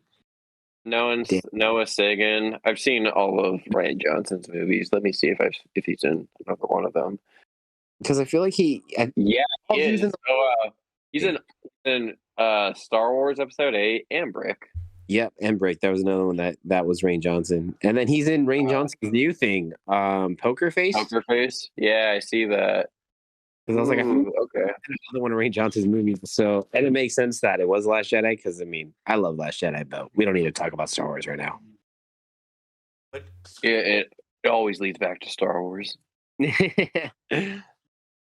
Yeah, friggin' friggin'. What were you gonna bring up, Rico? I'm sorry, I heard you trying to say something. you say you like The Last Jedi? So about Glass Onion, guys, the movie was actually. Oh my God! We can't do this. We cannot deviate again. We cannot. As tempted as I am to talk about this, we can't deviate any further. We can make a separate episode for The Last Jedi. We can't deviate anymore. Holy Yeah, shit. as far as Ryan Johnson goes, though, like I do think like after the Last Jedi, there is kind of like a lens over him now as a director, where like a lot of people are just being like hypercritical on his work, and will just like review bomb like his shit. Like I know a lot of people are like talking shit on this movie and his last Knives Out movie, but they're pretty solid in my No, opinion. dude, Like I think he's done a great job as establishing himself as a director. I think his writing just sometimes just comes across as a little on the nose sometimes. it can for But sure. yeah, I think he's still like a solid director. Like I think he still creates really, really entertaining stuff still. Like even like his movies before The Last Jedi. I mean, I think he's only made like 4 or 5 before this, but Looper's really good, Brick's really good. Mhm. Um, And for some of you who don't know, he actually directed one of the best episodes of Breaking Bad, Ozymandias, in season 5. Oh, did he yeah, that's really? true. Yeah, I was about to bring that up. Yeah. 10 out of 10 on IMDb. I'm not gonna lie, guys. When I seen Ryan Johnson, like director of Knives Out, the Knives Out little 2 movies, I honestly was like, oh fuck. I feel like Knives Out was a fluke, and then Glass Onion is gonna be kind of shit. But I was really pleasantly surprised that it was good. So, but I know what you're talking about with Ryan Johnson's like kind of tarnished name now. Yeah. I had that And, like and I hate that Star Wars did that to him because I remember because this is about Glass Onion too. He had mentioned in an interview that he hated the fact that Netflix put the tagline of a Knives Out mystery because his whole thing was like a lot of mystery novels. Each of the titles don't like connect. Like they're all the same. It's like the same protagonist or same situation with the character, but the titles of the mystery novels would always be different. So I like what he was doing there. Like there's Knives Out and then Glass Onion. But once they put the Knives Out mystery, he got upset about that because he explained that point I just did. And then like a bunch of Star Wars fans just started shitting on him. They're like, "Yeah, they did that to you because you made The Last Jedi," or they were like, "Well, it's probably because you made such a shitty movie, The Last Jedi." Like they were just shitting on him for that. That was like, bro, get the fuck out of here with your toxic fanboy mentality, Jesus. I mean, look at Sherlock Holmes, look at Detective Brown. Mm-hmm. All of their things Yeah. are like different. Like, what? Yeah. So Yeah, like yeah. when No, sorry. Go ahead. no, I was just gonna say that like that's what bothered me like because like I like The Last Jedi, so like to see this stuff get like get see Rain Johnson specifically get so much hate. I'm like, bro, like he's still a good director. You guys are just mad about The Last Jedi. Like, let it the fuck go. Yeah, no, I completely agree. Yeah, there's just certain like, especially Star Wars fandom, like there were just some really crazy toxic fans there. Yeah. So yeah, freaking it doesn't surprise me, and freaking I don't know. I wouldn't be surprised if he doesn't, because apparently he's gonna do like a Star Wars trilogy, but apparently that's been put on the back burner.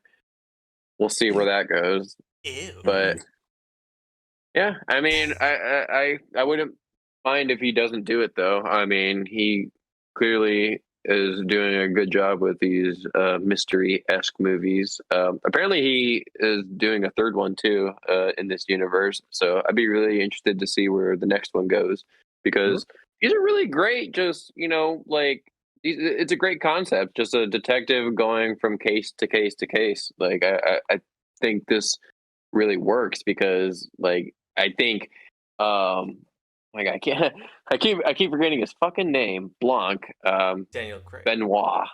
Yeah. Yeah, no, Daniel Craig, like yeah, I keep forgetting his first name, but Blanc. I really do think he is like a great character, like in like this century, like detective. Like, Oh, like definitely. he's a great modern day detective. Is what I'm getting at. Like, Mhm. I would love to see more like movies with this character. Also, I And I didn't. also Sorry, real quick. you're good. Also, Go ahead, bro. I didn't realize that he was gay. I totally didn't pick up on that. No, yeah, that was yeah, for sure picked up on that on this watch. I was like, oh, okay, yeah, yeah, for sure. Like I picked up on the exact same thing. I was like, is that what they're trying to say? Because like he's in like an apron, like obviously like they live there, and he's in his bathrobe, and I'm like, okay, it spells it out, but it doesn't like like tell you. And I'm like, okay, like that's okay, cool. Not to brag or anything, but I picked up on the gay vibes during my first watch. You're like, Not to brag or nothing. You're like, I saw the way that motherfucker walked. I knew I that saw the way motherfucker he walked. gay. I saw the way he walked, the way he talked. Ooh, Ben one block. Yeah. Oh, that's a gay boy right there. I like it a lot. But then I also love one just to add to the fact, and also sort of like a little reference to one of our other episodes. Hugh Grant plays his boyfriend Philip, and he was in Cloud Atlas, one of the other movies we talked about. Yes, very. Yeah, I was about to bring that up too. Another cameo. Yeah, another cameo. Yeah, it was. And then what was it when Sierra Williams, the tennis player, cameoed too in the gym? I was like, holy shit. They got Sierra Williams for this. Or Serena. No, sorry, not Sierra Williams. Serena Williams, sorry. Thank you for correcting me.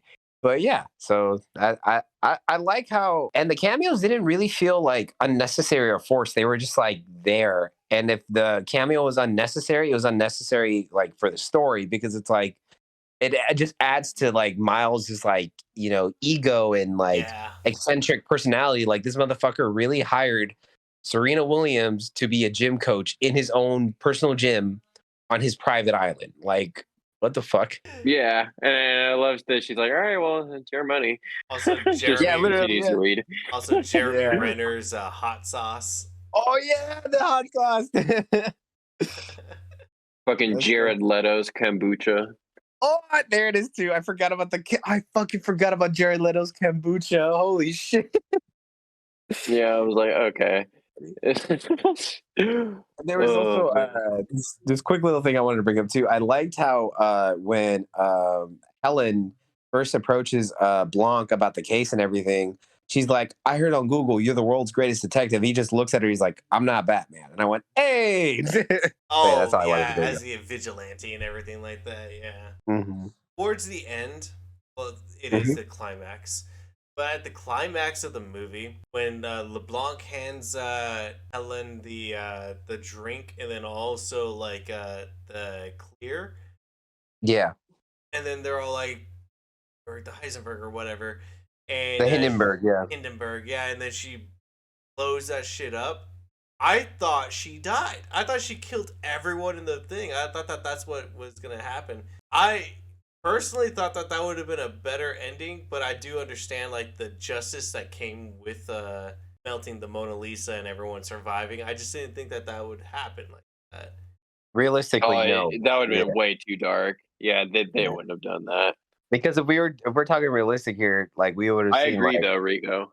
No, I definitely think that would have been a more solid ending, and then it's just kind of like, and then you could have this really beautiful or like really well set up shot where it's just Blanc just looking at like the burnt glass onion just on fire, and he's just like kind of like what he was saying at the end of it too, where he's like, this is where my jurisdiction ends. I gave you the truth, but I can't do anything else. Exactly.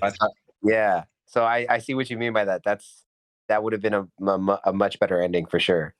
Then he also said, let me clarify a little bit on how I feel. Like I do like how it ended. Like I do like the good ending. I would have preferred that over the dark macabre ending. But I agree with Rico that like the way it was presented, how the house blew up. Like I felt like everyone should have died. Yeah. Realistically, there should have been like a fucking bloodbath. Like there should have been guts everywhere and everything. The amount of glass and fire that like oh my god, bro. Like mm-hmm. Oh my god. Yeah. And I also liked it just needed them to survive. Yeah. I also liked it because he said, I'm not Batman. I just find the truth. That's it. I am not like trying to be a vigilante. I don't have this like social or this like moral code essentially like that in a way. So I was like, yeah, that shows that he'll find the truth, but he'll also look the other way if you do something, So I thought that would have been like a really good ending in my opinion. I still like the one we got. It's not like it ruined it. I just thought that would have been an interesting ending. Yeah, A bit for more sure. complex. Yeah, I Mhm. agree. Yeah, like the It would truth. definitely have more layers to it, if you know what I mean. Ah. Thank you for laughing. Yeah, Makes me feel better. We both did ha that ha was a good ha. one. That was Got a good one. quiet. And then silence. I was like, what do I segue into? Because I was like, I I know. actually really don't have much more else to say about the movie. I'm pretty, I'm pretty wrapped on this discussion. If you guys are ready to get into ratings, unless there's like a few more other talking points you guys want to get into. Hmm. Honestly, for me, there's nothing that I really have that I could criticize. So it's like I've already talked about the things that I liked about it. I really have nothing else. Andrew, what about you, Yeah, man? No, everything I wanted to say has been said. All the actors give great performances. Batista is always a standout to me. Daniel Craig, also another standout. They're both great actors. Fun story, great. I also I like the cinematography in this one. I like how when it's like daytime, it's like all of the colors are very vibrant and bright, kind of adding to Matt's earlier point about like the costume design and everything. Like it just adds to it even more. So yeah, I'm pretty solid. I'm ready to get into ratings. All right. Well, which one of you guys want to start this off? I wouldn't mind going first this time. Okay. Do it. All you. Um, cool. All right. Yeah, Glass Onion. I'm not gonna say the rest of the title because it is kind of garbage. But yeah, Glass Onion. Mhm. Very good movie. I don't think it's as good as Knives Out, the first movie in this universe, but I do think it is a solid mystery. I like that this movie has a lot of fun with its premise. It's very colorful, very nice looking. Like Andrew said, the cinematography and costumes look very good in this movie. I do think it does suffer a little bit from sequelitis, where it's like, all right, we need to do it bigger, better, and I don't think it resulted in a better movie. But yeah, it did do its own thing. It's not one of the worst sequels out there. I mean, there are definitely sequels and examples where they've completely fallen on their face. Doesn't happen here. It's very solid, and yeah, I would recommend it. It's on Netflix. Yeah, go check it out. Yeah, I would give this. I would give this a solid 7 out of 10. I did have a few problems here and there, like we've discussed earlier, but yeah, I think 7 out of 10 is very fair. I really enjoyed it. What about you, Andrew? What did you think? Well, I'm definitely on the same page as you, my guy. I definitely agree. Like once you said sequelitis, it just hit the hammer on the nail. I was trying to figure out. I was like, what would be the term for this movie for me? Because it does suffer sequelitis. It's not as good as the first one, in my opinion.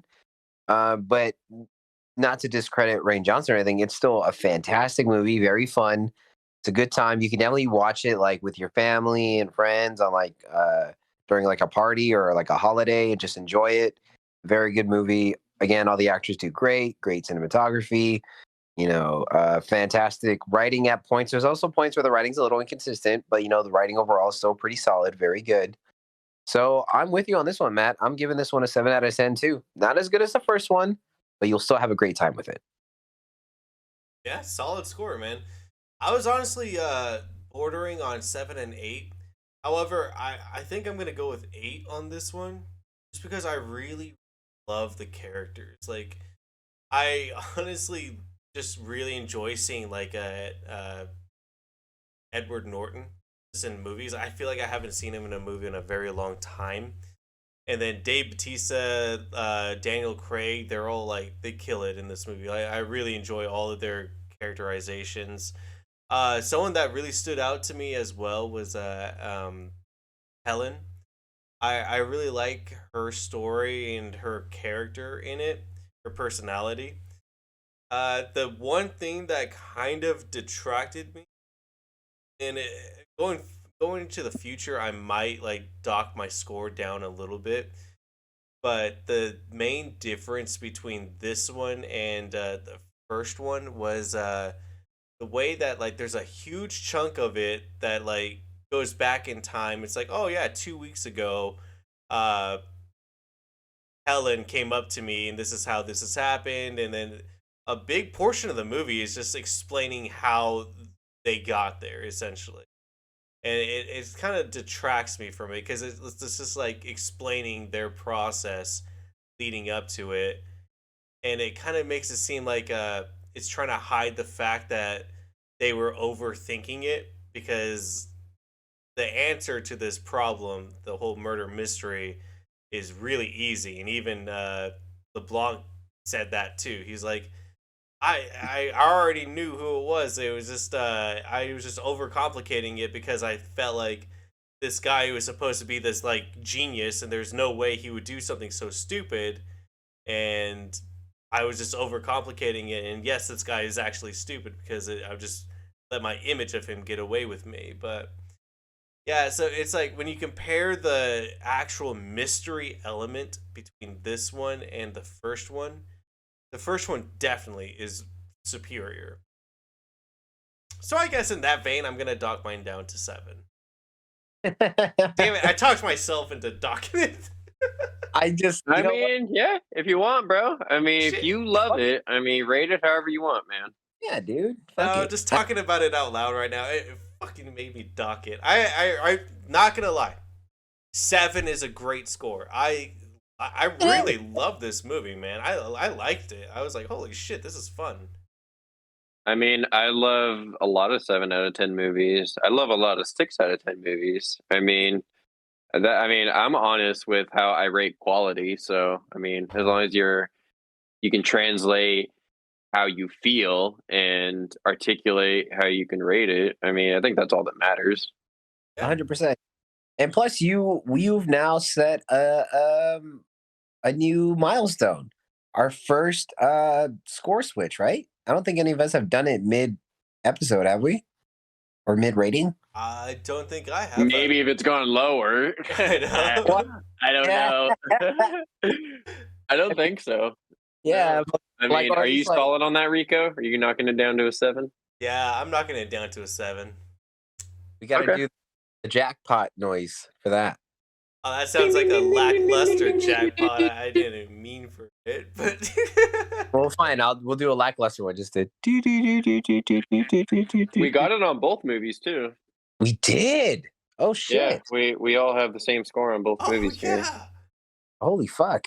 look at us. Yeah, good shit. I think this is the Who would've first time thought? we've had that, right?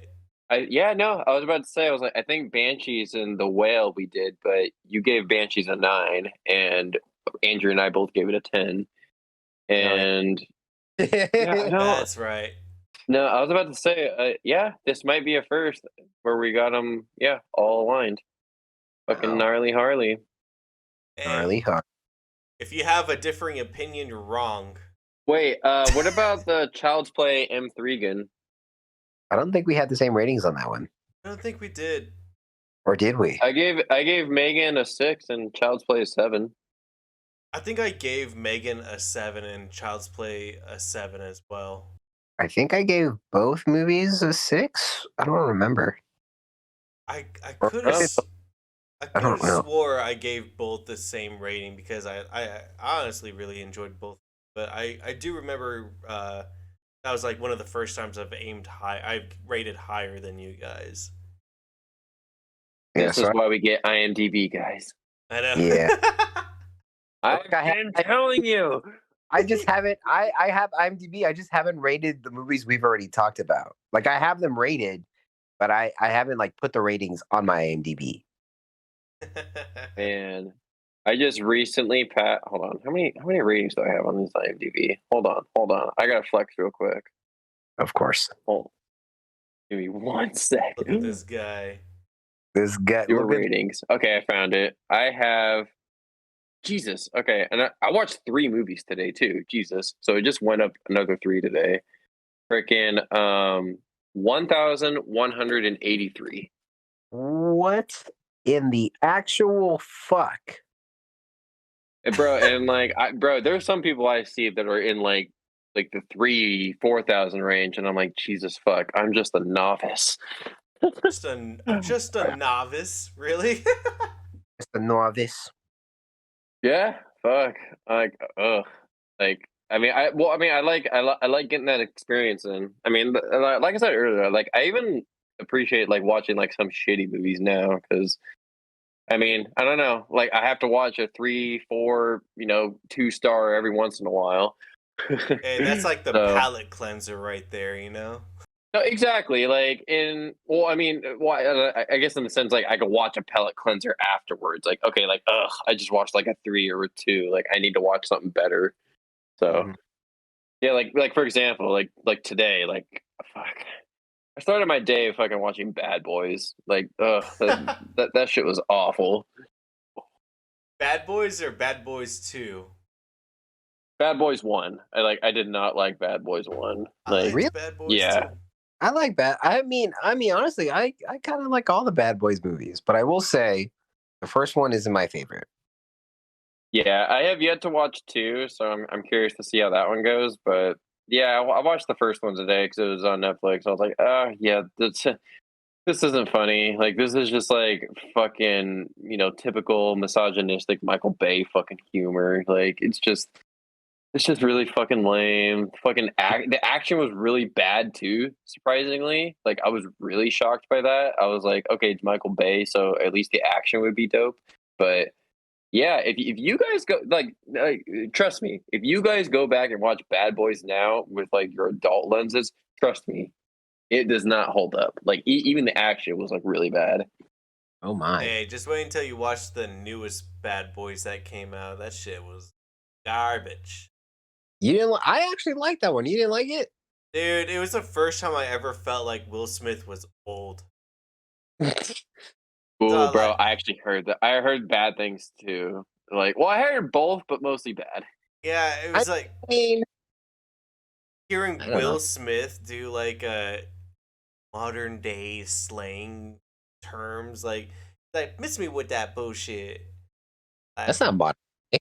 Bye, Felicia. That shit's Oh, dated as you mean? fuck, bro. Okay, I see what you're using dated one. Okay, see that makes more. Okay. No, It I see. sounded Oh like God, I can't wait to watch it. yeah, because like Will Smith is like what late 40s now.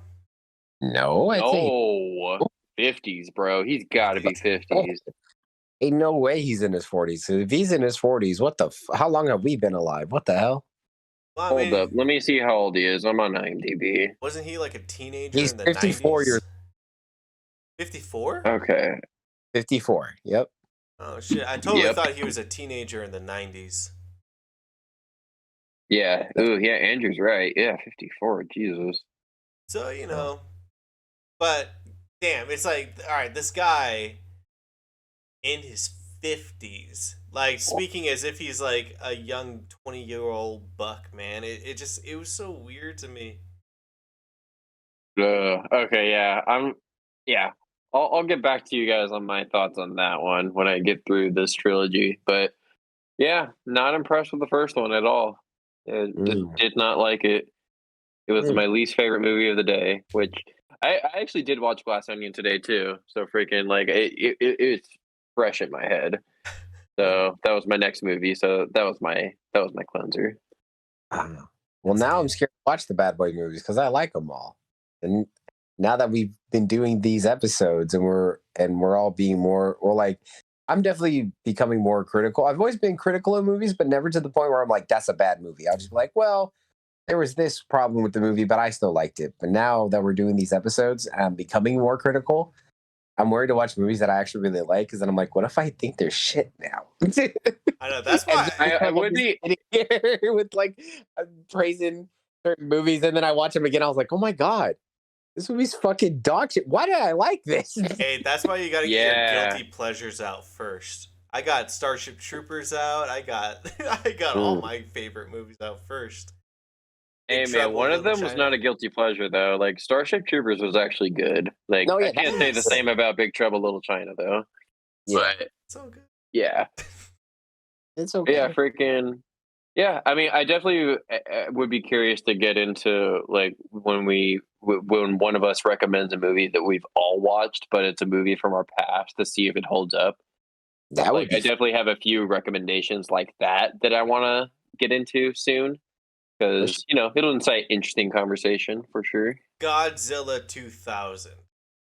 Oh God, no, please. That I mean, that one I know is bad. So, but I haven't watched it with my adult brain, so I would be curious to see how bad. So that would be interesting for sure. Hmm. But yeah, okay. So before we deviate anymore, do you guys want to wrap this up? Let's do it. Yeah, let's do it. Okay, cool. Alrighty then. Well, it's we're gonna call it a wrap on this episode, number 17, right? Yep, Hmm. AMP 17. Okay, cool. Okay, sorry, I just wanted to make sure. It's my turn for the recommendation, right? Yep, yes it is. Yes, sir. Okay, so okay, I actually did have something prepared, but think I'm gonna. I actually think I'm gonna change it only because it would be a little. It'll be a little conflicting with the first movie that we have coming up. So I would. I don't know. Like I guess totally it would feel a little weird because my recommendation would be like a was initially going to be a very serious movie, but the first movie there will be talking about, which will be the new release of the week, it's going to be Cocaine Bear. You know, freaking one of the most highly anticipated movies of the year. You know, Cocaine Bear, freaking starring apparently also apparently this is oh, interesting fact. Ray Liotta's last movie before he passed Really? away. No way. Oh my Yeah, God, that. Oh shit! I completely forgot Ray Liotta yeah. passed When I away. learned that, Oh, oh I shit! know, I know. Like when I saw him, I was like, "Wait, didn't he pass him? Didn't he pass away?" And then, like, yeah, I found out upon research that this was his last movie. That's crazy. And Holy, my ex had the biggest like fandom girl crush on this guy. Like ever since she's seen like I think it was Goodfellas way back in the day. a classic. Yeah, I remember when he passed away. It was like devastating to her. Wow, that's sad.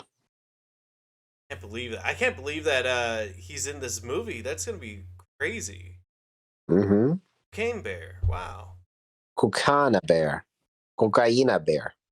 What a way. So Matt, your other movie? Okay, so I actually wanted to recommend. It's actually it's an older animated movie that I've never seen before. It is very very popular and well known. I think Rico has maybe seen it. I'm not sure if we've talked about it, but you've actually might have seen it too, Andrew. I'm actually not too sure, but I know for sure I've never seen it, so I'd be very interested to watch it. But I'm actually going to recommend Akira, Oh my god! I directed. thought you were gonna say that. Whoa! Yeah, yeah. I have a steel book of that fucking movie. Oh my God, let's do it. Hell yeah. Dude, fuck yes. I Yeah. think that's on YouTube or Netflix. It says it's on Funimation, but really quick, I just wanted to throw out the director's name. Directed by Katsu, Katsuhiro Otomo. I'm sorry if I butchered that, but yeah, I've never watched it, but I've always been very interested to, and I know it's very very it's how would I word this? I would say It's very prevalent in anime history. Like it's very it important. It's is. very 100%. influential. Yep. Exactly. Yeah. Not So entirely sure yeah, if it that's holds up, but I'm curious to get back to it and see if how it is again. Yeah. so Fuck you yeah. guys have both seen it. Yeah. Yes. Okay, okay, for sure. Okay, I didn't know, but that's cool though. I mean, it would be a new experience from what it sounds like from your guys' reaction. So yeah, yeah, next week, Cocaine Bear and Akira. Make sure you guys tune in to that episode, which I believe will be number 18. Make sure to follow us on Instagram, Facebook, TikToks, and like I've been saying in the past episodes, I've been doing letterboxd reviews, so I'll also be throwing that down in the description below. So yeah, is there anything else you guys want to plug in before we head out? Also, be on the lookout for AMP goes. ... Yeah. Yeah, yeah. That's the not the official name we're going with, but yeah, as of right now, that's the prototype name, I guess I should say. Yeah, It's the beta tester name. it's the onset name of our project. The working title. Working title. There we go. I forgot the term for a second. Me too. I would say I have my own YouTube channel where I talk about things that I just want to talk about. Feel free to subscribe to that. My page's name is just okay. I will admit the name's kind of funny and kind of dumb, but my YouTuber name is Edit Poppy. So feel free to check out my videos on there. I'm pretty sporadic or more inconsistent, I would say, about my posting. I'll post maybe like 2 or 3 videos at a time, and then I won't post for like 3 months, and then I'll post one and then post another one like 4 months later. I'm currently working on a video where I'm going to be talking about the movie Nobody, starring Bob Odenkirk. So once I get that video out, I will have it up and I'll be posting it on all my socials. So check out my personal page. All right, well, that's a wrap. Yeah, everyone listening, thank you for listening, and have a great day. And yeah, we'll hear you or see you on the next one. Bye. Later, dudes. Bye, guys. They're all sucking that golden tit. Yep.